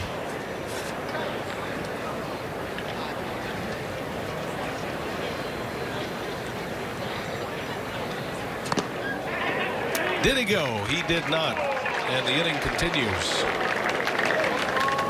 So Frieri issues his 2nd walk. And now the 11th batter of the inning is coming up. Socrates Brito will bat. He pinch ran for Jake Lamb earlier in this inning. Now Craig Counsell and Derek Johnson, the pitching coach, is going to have to find a way to get to the finish line with pitching at this point. What a nightmare. Yeah. Well, there's plenty of arms down in that bullpen. They still have not made any minor league cuts. Nobody cut from spring training here in the big leagues to the minor league complex. That's because there's no games going on yet. Nowhere for them to go. Games will start next week on the minor league side. But you would think then, you would think there's going to be some whittling down of the bodies here in the big league camp. Scheduled to pitch today is Chris Davis. Or Eric Davis, I beg your pardon. There's a fly ball right center, and that'll do it. Mercifully comes to an end as Wren hauls it in, and the side is retired. Yikes. 7-run inning for the Diamondbacks, and they lead at 11-6. We head to the bottom of the 6th inning in Maryville.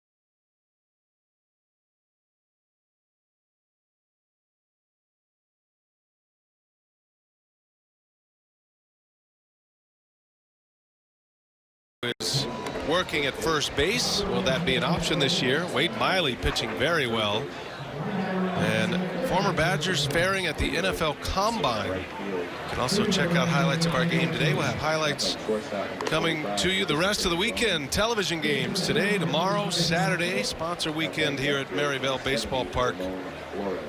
As we go to the bottom of the 6th, Yoshi Hirano will pitch for Arizona, and Rock, he is in that group that is vying for that closer's role for the Diamondbacks this year. Yeah, signed a 2-year deal with the D-backs on December 22nd. You see his numbers last year in Japan, 58 appearances and a nifty, and I say nifty, 267 earned run average. I don't use that word too often. That's pretty good earned run average, though. It's a good word to implement into your repertoire. 16 walks, 47 punch outs. Famous in Japan, one of the elite pitchers for the Oryx Blue Wave in the Japanese leagues. Or excuse me, the Oryx Buffaloes. At 11 seasons there as he faces Jonathan VR.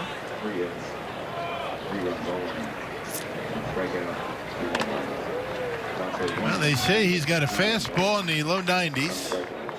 Low to mid 90s, a splitter, and a curveball. So a split-fingered fastball he features as one of his better off-speed pitches. There it is. Yeah, VR way out in front.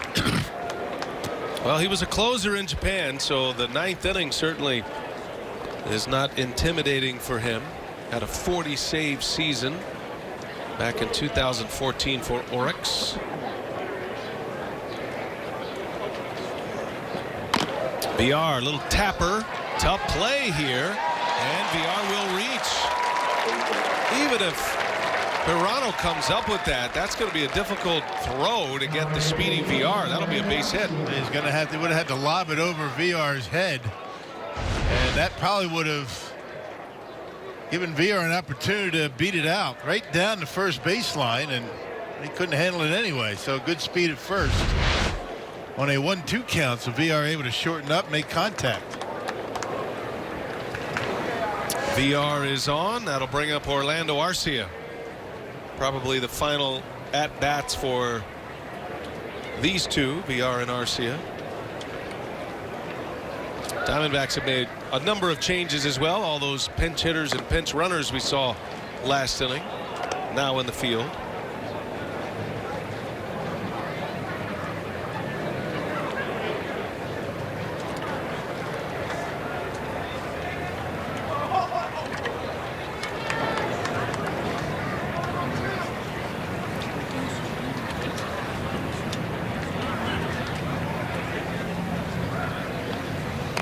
Arcia, a little tapper foul.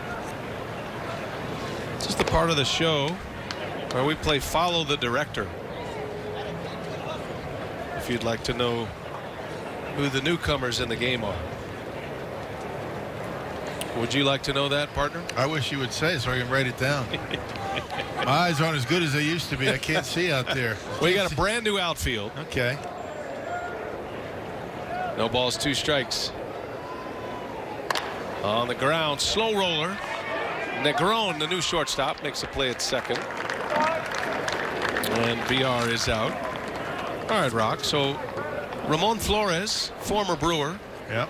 is in left field. Ray Fuentes is in center. He came in a couple of innings ago for A.J. Pollock. And that is Socrates Brito. You got a new left side of the infield as well. You just saw Christopher Negron playing shortstop.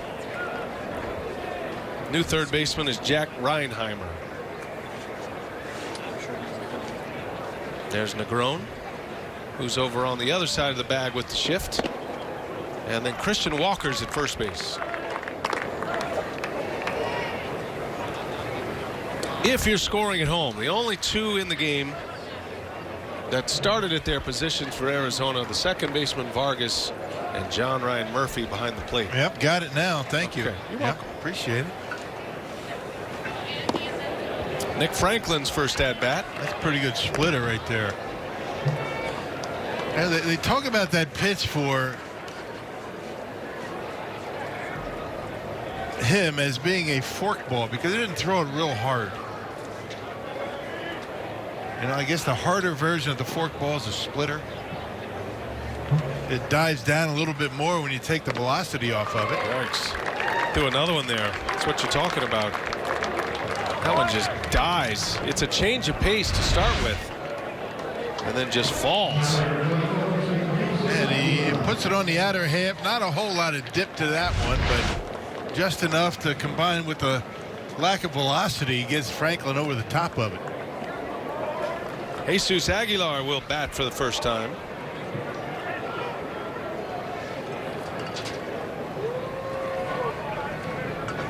Take the game.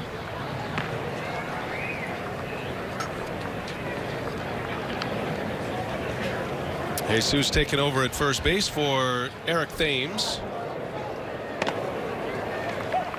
11-6 Diamondbacks. 7-run 6th inning for Arizona. It was an ugly one for the Brewers. 11 batters came to the plate. 6 hits and 2 walks in the inning. Aguilar shoots one to right. Wins holding it up. Long run for Brito, and that'll be in the Brewers bullpen, which is active today. Probably more active than Craig Counsell would want.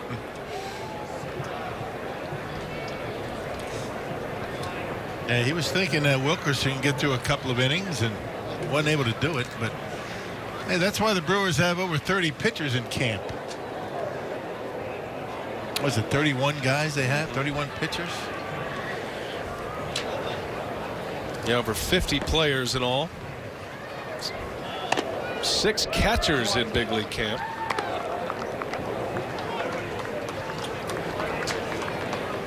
Other than being a major league coach, I'm saying a major league catcher in spring training is not the most ideal scenario. As Aguilar reaches down, sends one to center field, and Fuentes will run it down to end the inning. There's a lot of bullpens to catch, a lot of arms to get ready for the season. Can be a long day for a catcher.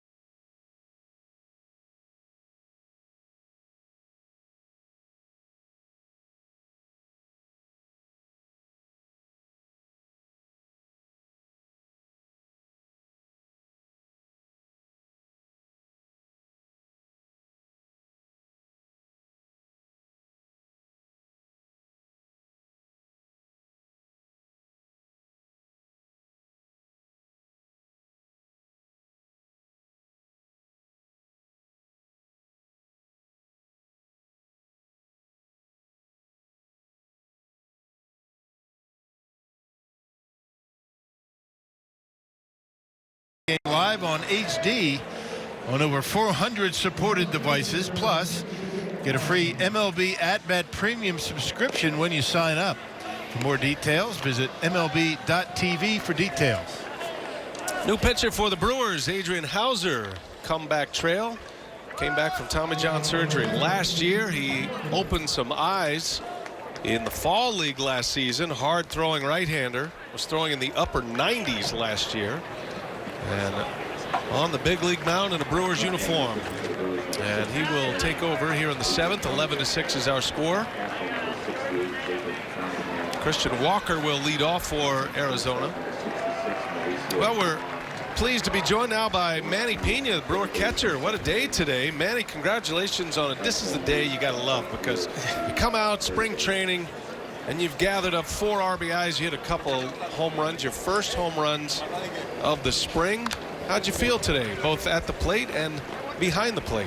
Yes. I feel really good seeing the ball today. Yes, that's what a great day doing today.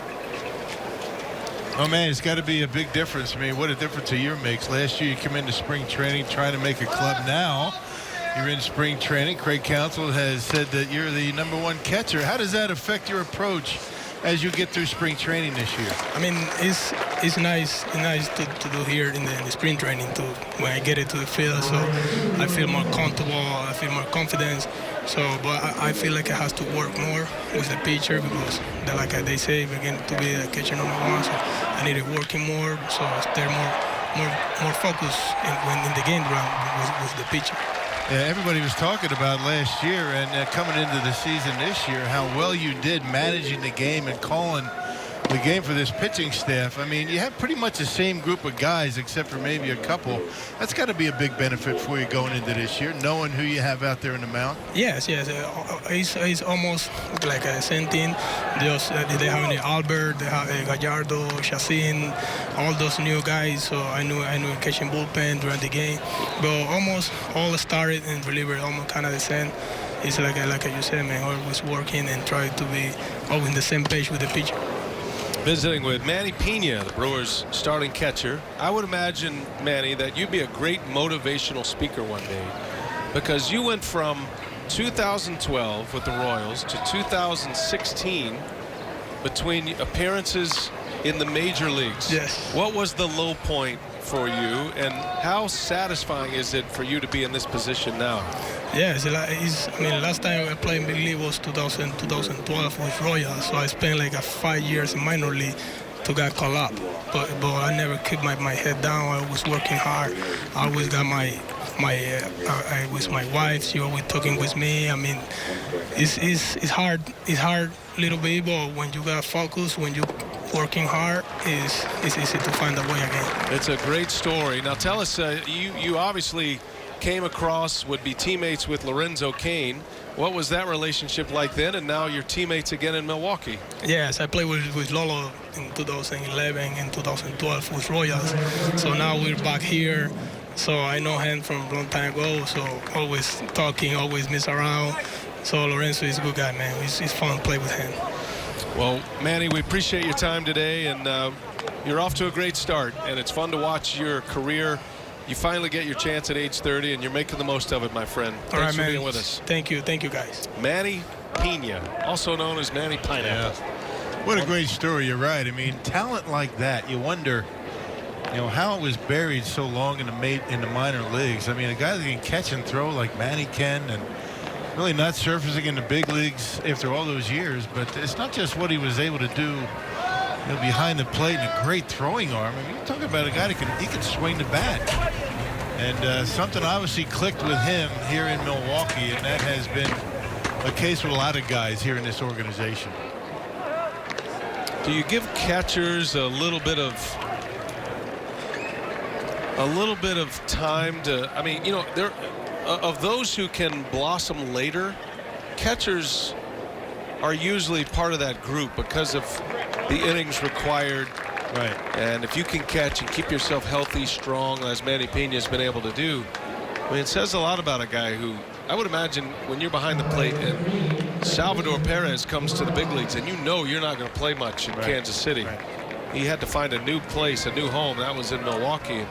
Always believed in himself, but as a catcher, you do have a little more leeway, right, to make it to the big leagues at a later age. Well, again, I mean, if you handle it correctly, I mean, a backup catcher, and again, I mean, if you're in the minor leagues, it's one thing if you're playing every day, but you got to be able to be that guy that's going to be a team player to help your pitching staff. You want to catch the bullpens. You want to do all the right things to be able to stay in an organization. And if you can catch and throw these days, I mean, I'm talking about handling pitchers and receiving the baseball and throwing, the way Manny can. You're going to stay in the game a long time, and sooner or later, like he did last year, he's going to get an opportunity. I mean, the Brewers were stuck. They didn't know what they were going to do. Jonathan Lucroy's gone. They bring in 3 guys. They bring in Manny.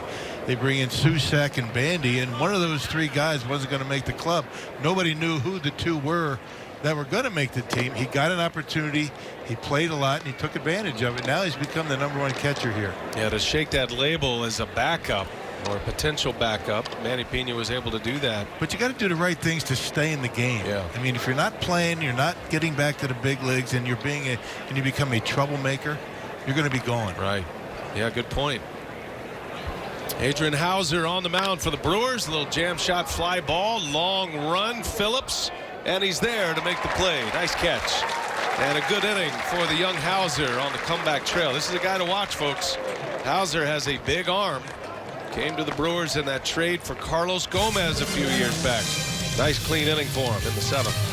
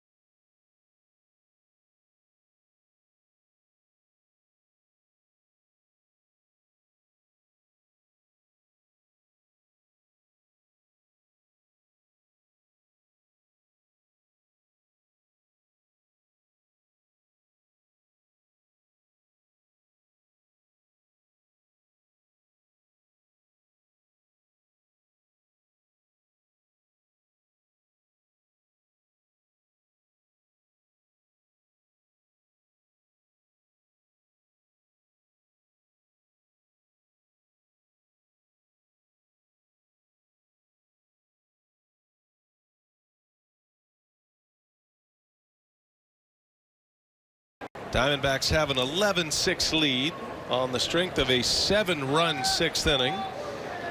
Nice big crowd on hand today. Sponsor weekend beginning today for the Brewers.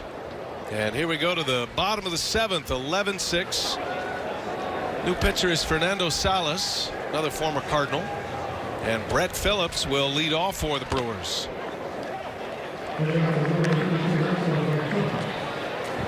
Hey, his numbers a year ago, kind of a rough time of it last year. 522 the earned run average, 61 games, and you see the strikeouts down a little bit for Salas.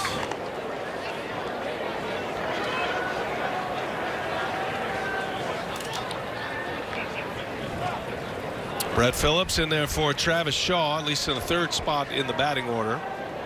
Just made a nice running catch to end the last inning. Nice clean inning for Adrian Hauser. Did give up a 2-out walk, but a scoreless inning for Hauser with a strikeout.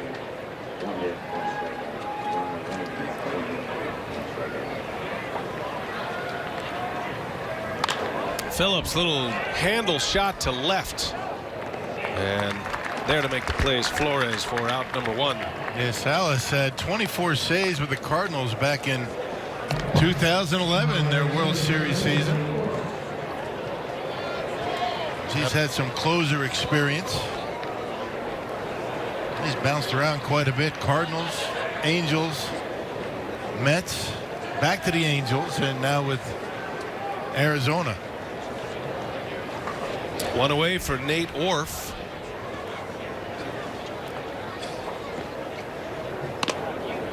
Orf played 3rd base for an inning and then moved to 2nd base last inning.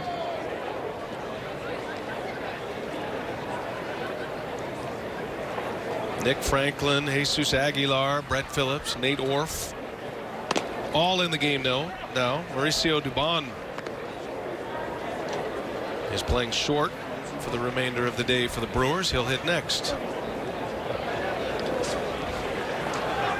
Most of these players were calling out will be in AAA to start the year.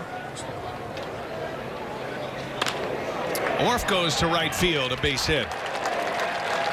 Clean single with 1 away.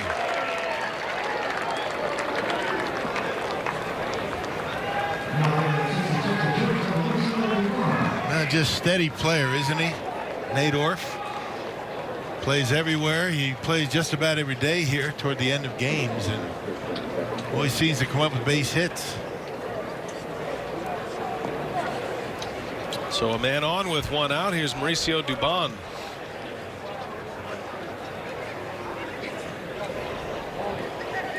Slick shortstop. Dubon on the first pitch. Pops it up in the infield. And right on top of the mound, Brito makes a rather Hazelbaker makes a catch for out number 2. I'm sorry, Reinheimer makes a catch for out number 2. And back to first goes Orf.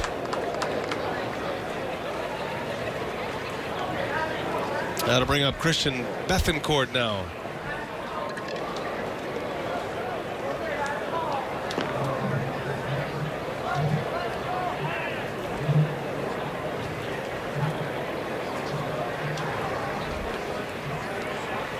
There's another guy the Brewers have in the depth chart at catcher that's got big league experience.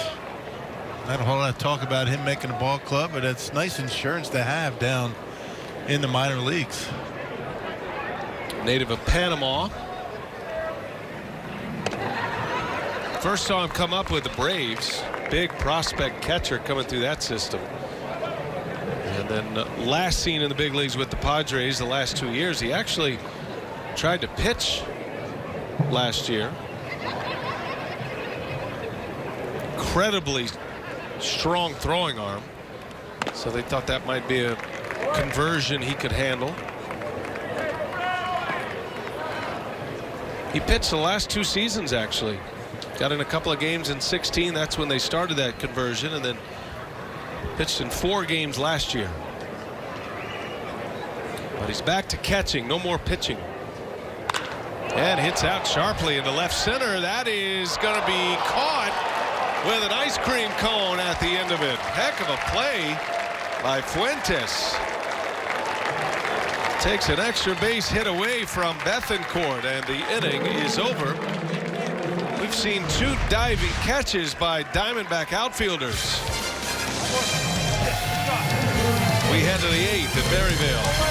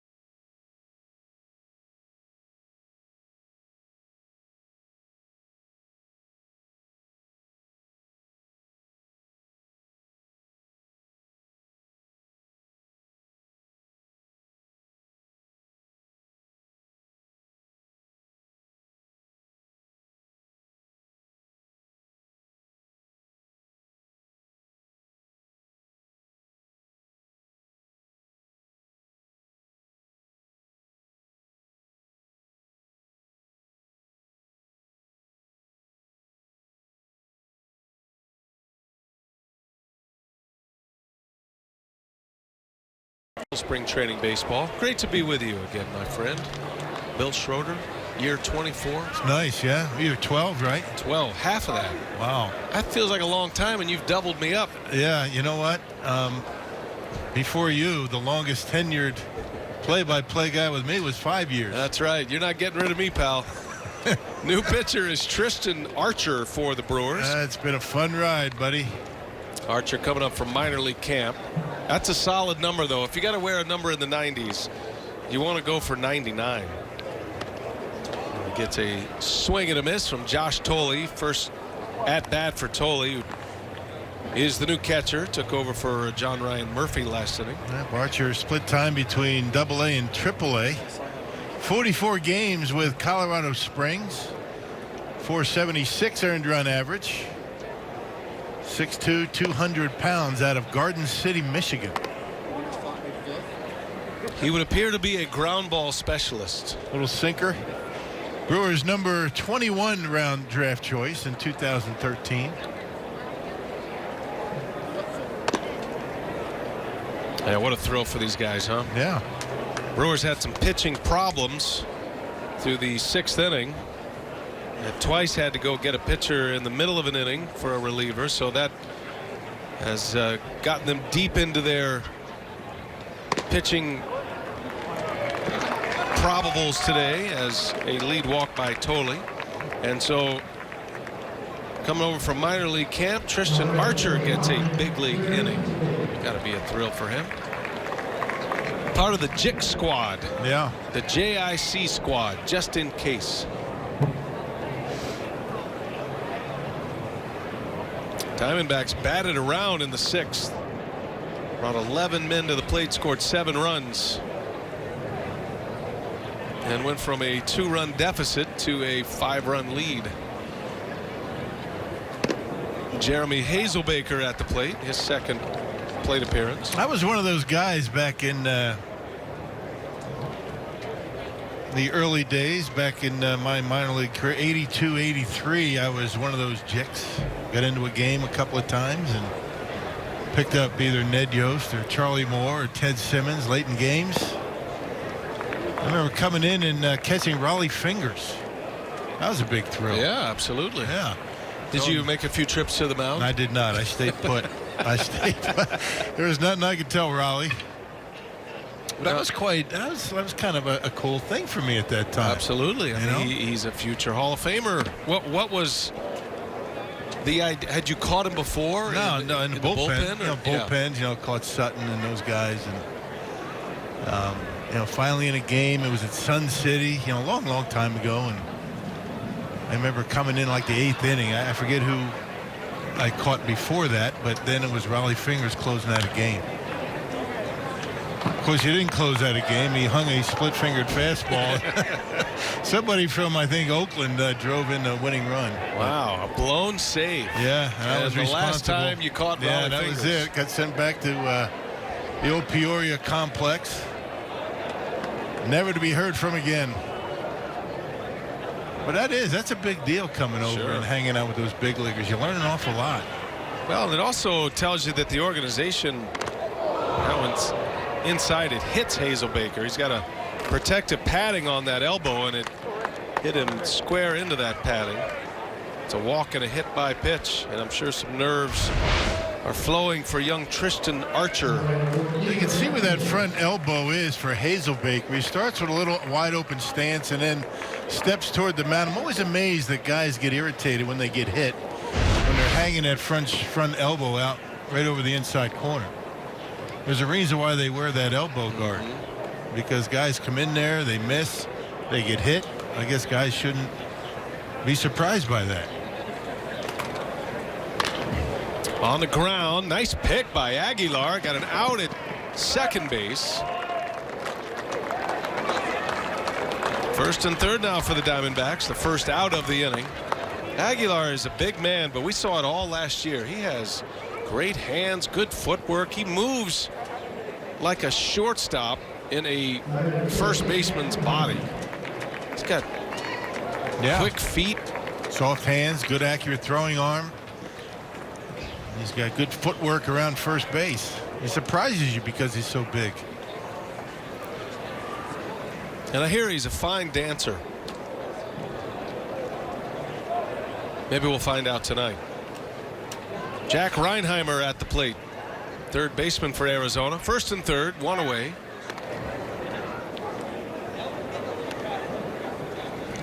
Here's a look at Jeremy Hazelbeck. You can see he's right on top of home plate. That front elbow just hanging out there. And for a pitch that he's trying to work inside on the inside corner, it's not that far inside.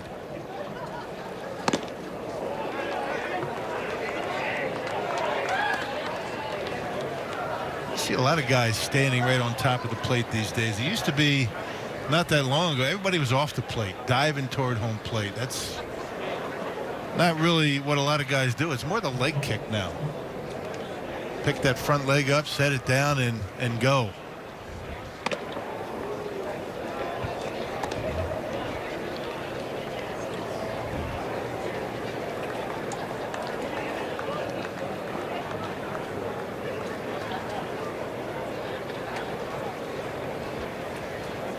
One ball, one strike to count. Jack Reinheimer. This would be a good spot for Tristan Archer to get one of those signature ground balls. Get a double play, get out of this inning. Brewers have had a lot of successful moments in the game. Manny Pena leads away offensively. He had 3 hits, including 2 home runs. He drove in 4 today. Travis Shaw could have easily had 3 hits. Ended up 1 for 3 with a home run. Hit the ball sharply all 3 times. Lorenzo Cain was 2 for 3. Ji-Man Choi with 2 hits today, including a double.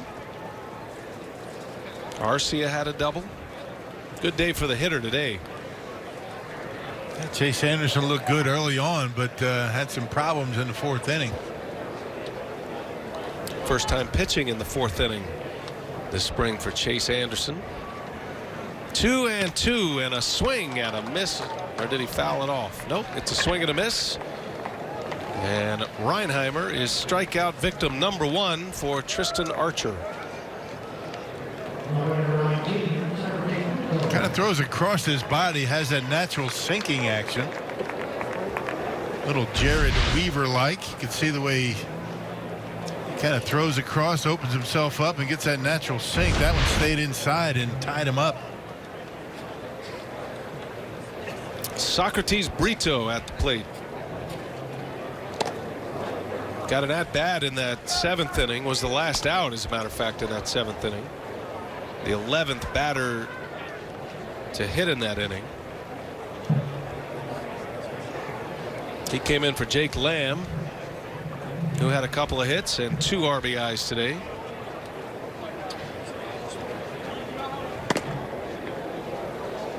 We'll do it all over tomorrow. Brewers back on television tomorrow against the Oakland Athletics right here at Maryville Baseball Park. Friday afternoon baseball. Same time, we'll be on the air at 2 o'clock Central.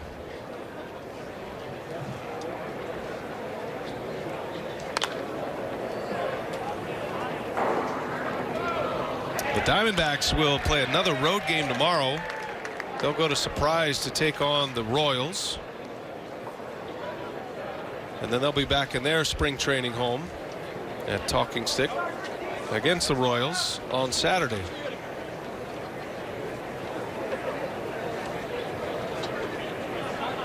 Two balls and a strike. Got runners at the corners. Look out. Late swing. 2-2 now.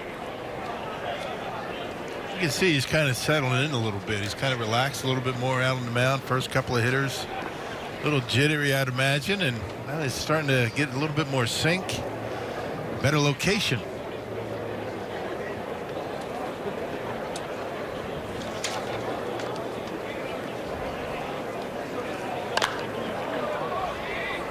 That'll head into the seats.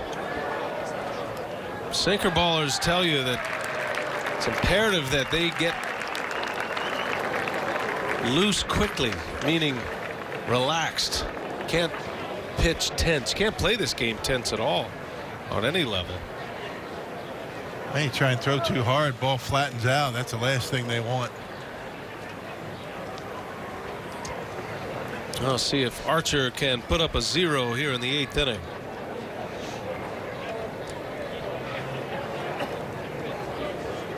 First and third, 2 outs. Brito at the plate, and down he goes. He got him with a breaking ball. Back-to-back strikeouts. Good recovery. Tristan Archer. And a scoreless 8th inning. Brewers coming up, bottom 8. Spring training baseball from the Cactus League.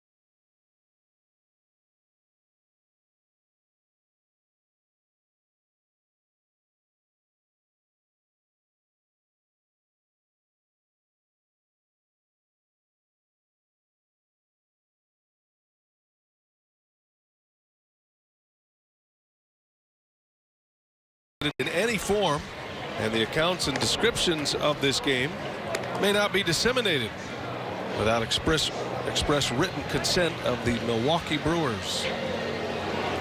Brian Anderson, Bill Schroeder, our producer director Marty Tarr. Great to have you with us on a Thursday afternoon. Man, it's great to see the kids at the ballpark. Got a good crowd today.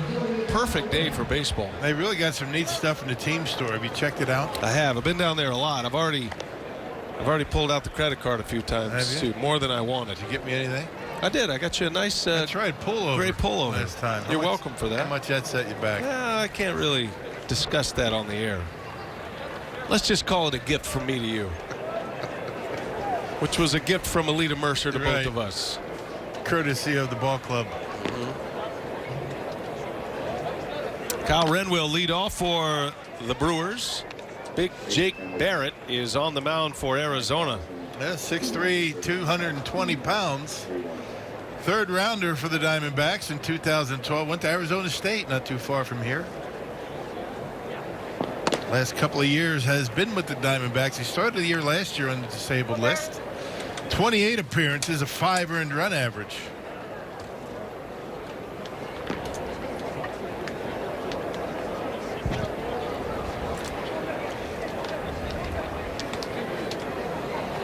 Wren pulls one foul. Looks like Jacob Nottingham will get an at-bat next. Young catching prospect. Wren spending the year in AAA. Son of Frank Wren, former Braves general manager. Another player we've seen a lot of this spring. He and Nate Orff. They're inseparable, those two. They're always together. Well, they're loving this time of year. They've played a lot on the big league field. As a called strike 3, Jake Barrett lands a breaking ball for a strikeout. One away in the 8th. Well, they say Barrett brings it up there pretty good. That looked like an off-speed pitch. A change up on the outside corner. Just tumbling out of his hand. Yeah, fastball, change up, slider, an occasional splitter. I think that splitter slash forkball is coming back in a big way in baseball. I've seen a lot of pitchers throw it this spring. That feels like the counter to the top of the strike zone fastball that we're seeing a lot of. Yeah, that's a tough pitch on the arm, though. You got to be careful with that pitch. The splitter. Jacob Nottingham at the plate for the Brewers. He's hit a spring training home run here in the Cactus League. There's been a lot of elbow surgeries due to that split-fingered fastball over the years. A lot of tension on that elbow. Nottingham sends it into foul territory. Changeups coming back. I mean, changeups have been, it's always a good pitch for youngsters to learn to throw. That's a real easy on the arm, like a fastball. You just change the grip on it. You don't tighten up that elbow like you do with the splitter.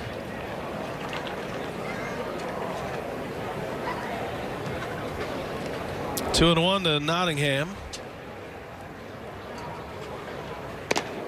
Jacob will probably be the everyday catcher at AAA this year.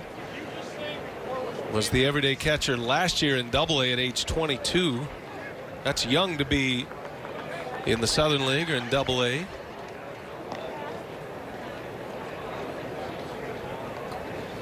He has drawn rave reviews this spring. Trying to improve his catching ability. Draws a walk here. This guy's got a lot of power. He's a player to watch in the system. Brewers got him from the Oakland A's back in 15. Here's that split-fingered fastball. Now, all the tension as you split those fingers, the middle finger and the index finger, all on the elbow and the forearm, and that's why it's so difficult to throw that pitch over and over again. Over time, puts a lot of pressure on that joint, and that's why a lot of guys ended up having surgery. Tyrone Taylor's first at bat for the Brewers.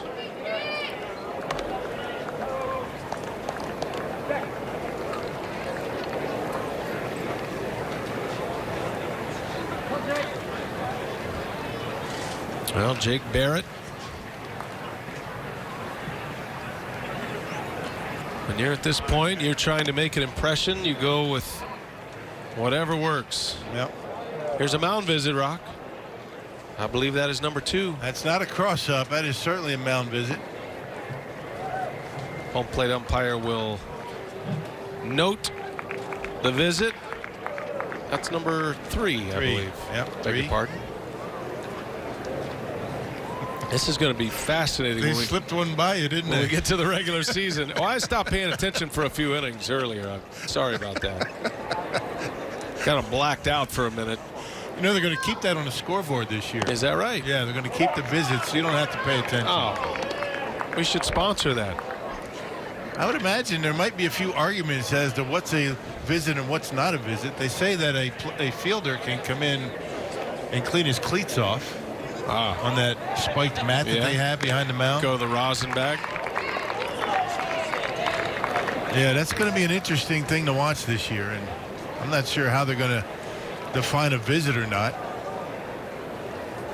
Now, how far can the catcher go out and say something to his pitcher without it being a visit? I mean, does he have to go on the grass? These are all great points you're raising, Ron. I don't know. It's a new frontier. How about when a pitcher covers first base on a ground ball and a catcher's right there and they kind of walk Slowly side by back. side? Is that a visit? Another great question. Yes, sir.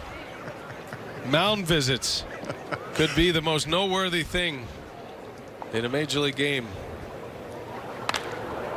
Little pop-up. It's going to stay playable. And Walker brings it in for the second out of the inning. Taylor is retired.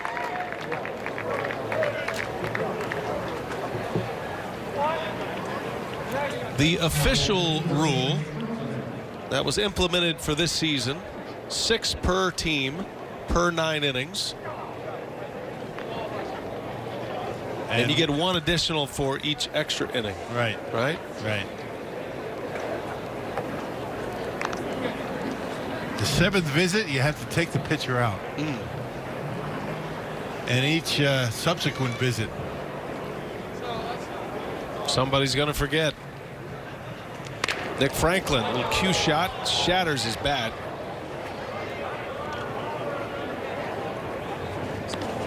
It's not the regular season wood, is it? No, I think that might have been out of the barrel. Pro stock barrel. That's the kind of stuff we used to get down in the minor leagues. You know, they used to send that stuff down. It has nobody's name on it. I mean, it would be like, you know, bees to honey. I mean, you see every position player just dive into that equipment room. When a new bat order came in, you don't get your own. I mean, it's just a big pile of bats, boxes, you know, 3-4 boxes of them, pro stock. Pick which one you like. I feel like times have changed a little bit. Now you think? Well, we used to go on the road. There used to be 3 bat bags, right? Okay. I mean, each guy, you would take maybe 4 bats on a road trip. Right. Now everybody has their own bag. What was the dynamic of the 3 bat bags? Well, who got to be bat partners? Try and guess. How many do you think Yount was able to put in there? He only needed 1 for the whole year, though. Right. Schroeder got 2. Yeah, and those flew up above, wrapped in a sanitary sock. Barrett gets through the inning. We're headed for the 9th.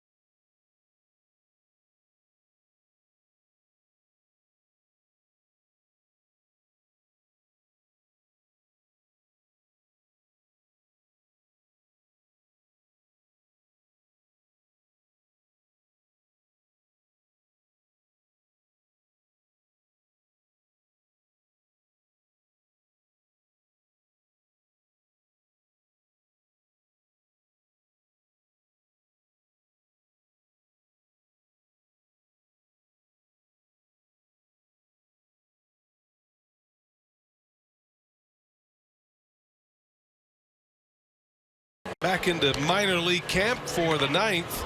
Brewers calling on Nate Greep.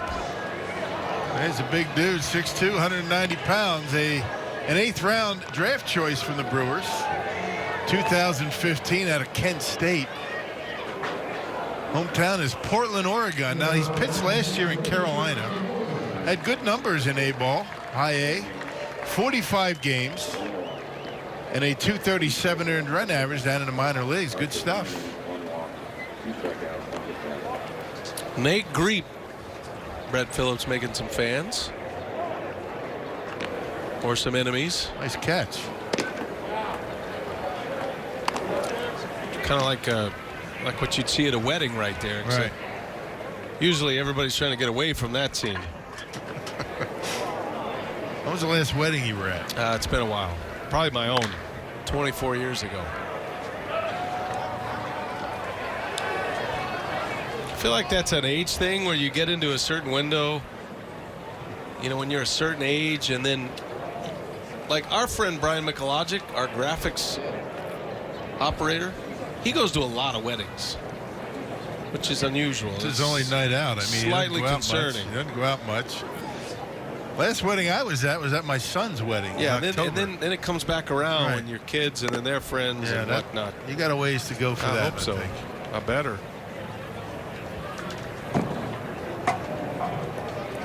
Christian Walker at the plate.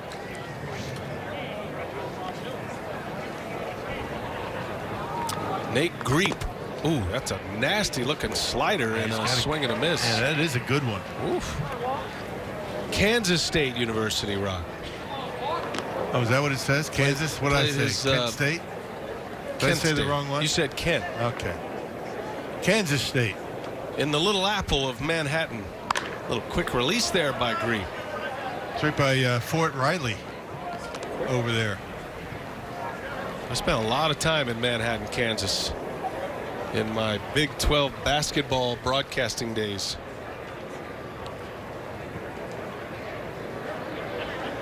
They got a great Applebee's there, Rock. You gotta love a college town, right? A lot going on.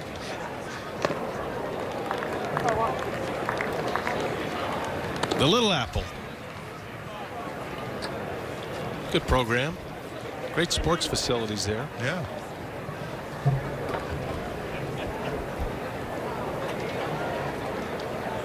Three balls, two strikes. Walker at the plate. Down he goes. Nate Greep with a strikeout. Pretty good arm, doesn't he? I like his stuff. That slider, you talked about it. I mean, when he threw that slider, it was pretty wicked. There's a fastball off the corner. Pretty straight. Mid-90s. Greep's on the radar for sure. He is a prospect. Went to the Fall League last year.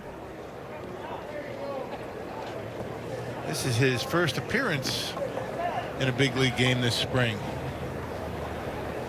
Had a bunch of strikeouts in the Fall League last year, more than a strikeout per inning. Had a chance to be in Double-A this season. Ramon Flores into center field. Hit pretty well, but there to make the play is Wren. 2 outs. And here comes Negron. It's always a breakthrough when you can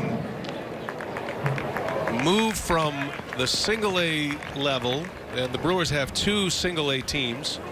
One in Carolina, that's the high-level single-A in Zebulon, North Carolina, the Mudcats, and then the Wisconsin Timber Rattlers. So those are the 2 A-ball franchises for the Brewers. So when you can elevate out of A-ball into Double-A, that's a significant jump, because every team in the major leagues has just 1 Double-A team and 1 Triple-A team. So it becomes a little more streamlined at that point, and you can, once you hit the Double-A level, the big leagues is right there in front of you. Phone call away. It's not unusual these days to go from Double-A to the big leagues. There's a shot past Aguilar and a base hit. Negron with a single, 2-out base hit. Keeps the inning alive. It's exciting times for a pitcher like Nate Griep to not only be in the mix enough to come over here and get involved in a major league game, at least be on the day roster, and then to be able to pitch in a game on television, showcase his stuff. He was in the fall league last year. He's starting to knock at the door now. And for a pitcher, when that opportunity is in front of you, if you have success, do what Aaron Wilkerson did last year, you've got a chance. Quickly. Everybody needs pitching. I like the way he throws strikes, that's for sure. I mean, not afraid to throw the ball to the plate. He's able to throw his slider for strikes.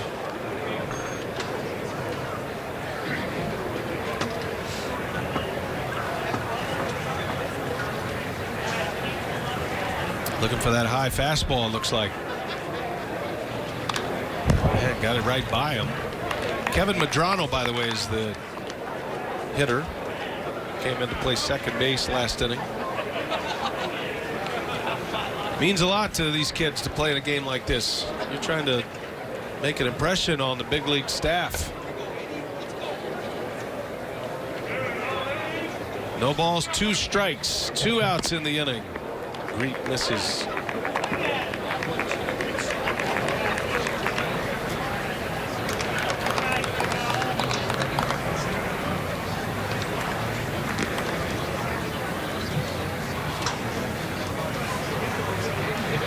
One and 2. Oh, he just missed. I'm going to go ahead and pull the trigger on that pitch if I'm a home plate umpire at this point of the game. You think you're going to ring him up? I'll go ahead and ring that bell. I mean, I haven't umpired at all.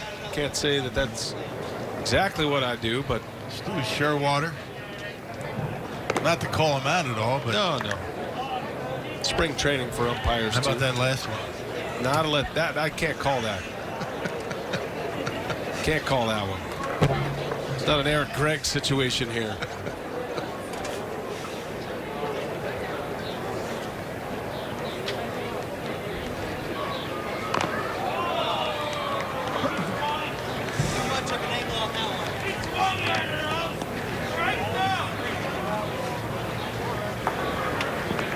Full count, Nate Griep trying to get through this 9th inning. Collected days per diem of Major League Baseball money. That means a lot. Yes, it does. That'll sustain you the rest of the week. Fly ball, slicing. Taylor's got it, and a couple of good innings by a couple of guys out of the minor leagues. Nate Griep works a scoreless night. Last call for the Brewers.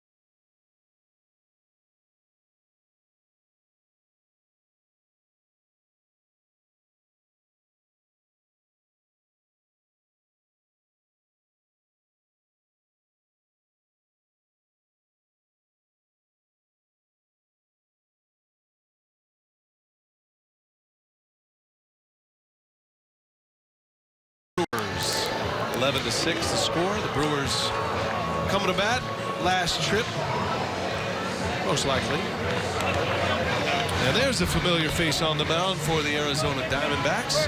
Former Brewer Michael Blazek. And Michael had some good times with the Brewers, just not consistent enough. Last year, 5 games, 1 start, 831 the earned run average for Michael. That good arm, just couldn't stay healthy enough to be consistent and stay in the major leagues. Got a good chance here with Arizona. Jesus Aguilar will lead off for Milwaukee. Brewers had a 7-run 9th inning earlier this spring to finish a game in a tie. Aguilar on the first pitch. Pop up. Going to stay playable. Tough play, though. And making the catch is Medrano. Man, that was a big league play right there from Kevin Medrano. Well, he went a long way. He shaded up the middle for Aguilar. And everybody thought it was going to be Walker, but here he comes, the second baseman, a better angle on it. And he's able to make the catch going down on the warning track. That will make an impression. Came from nowhere. Yeah, he's all smiles. Heck of a play.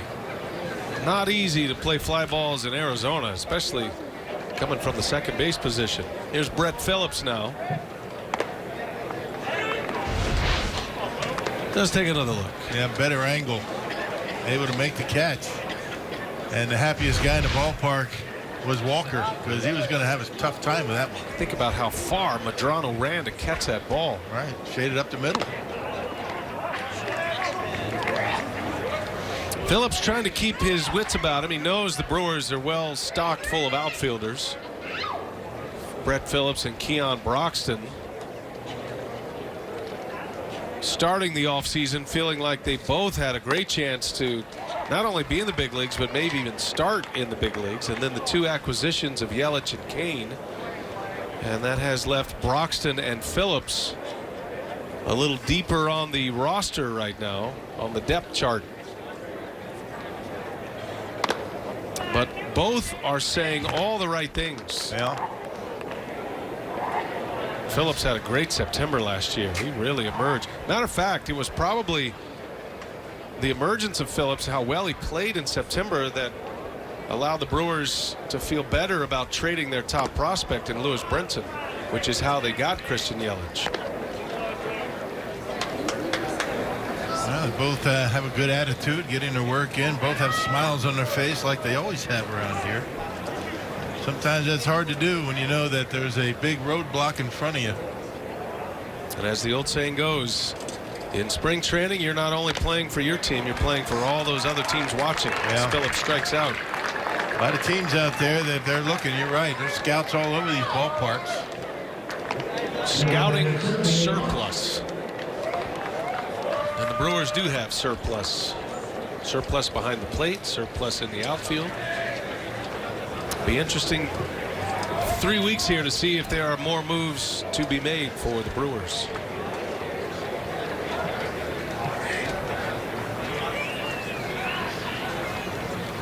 Brewers down to their last out, and Nate Orf trying to hit a 5-run homer is going to come up short, and that'll end the game. A 7-run inning in the 6th proved to be the difference today. And a Cactus League game is in the books. Game number 14 on the Cactus League schedule.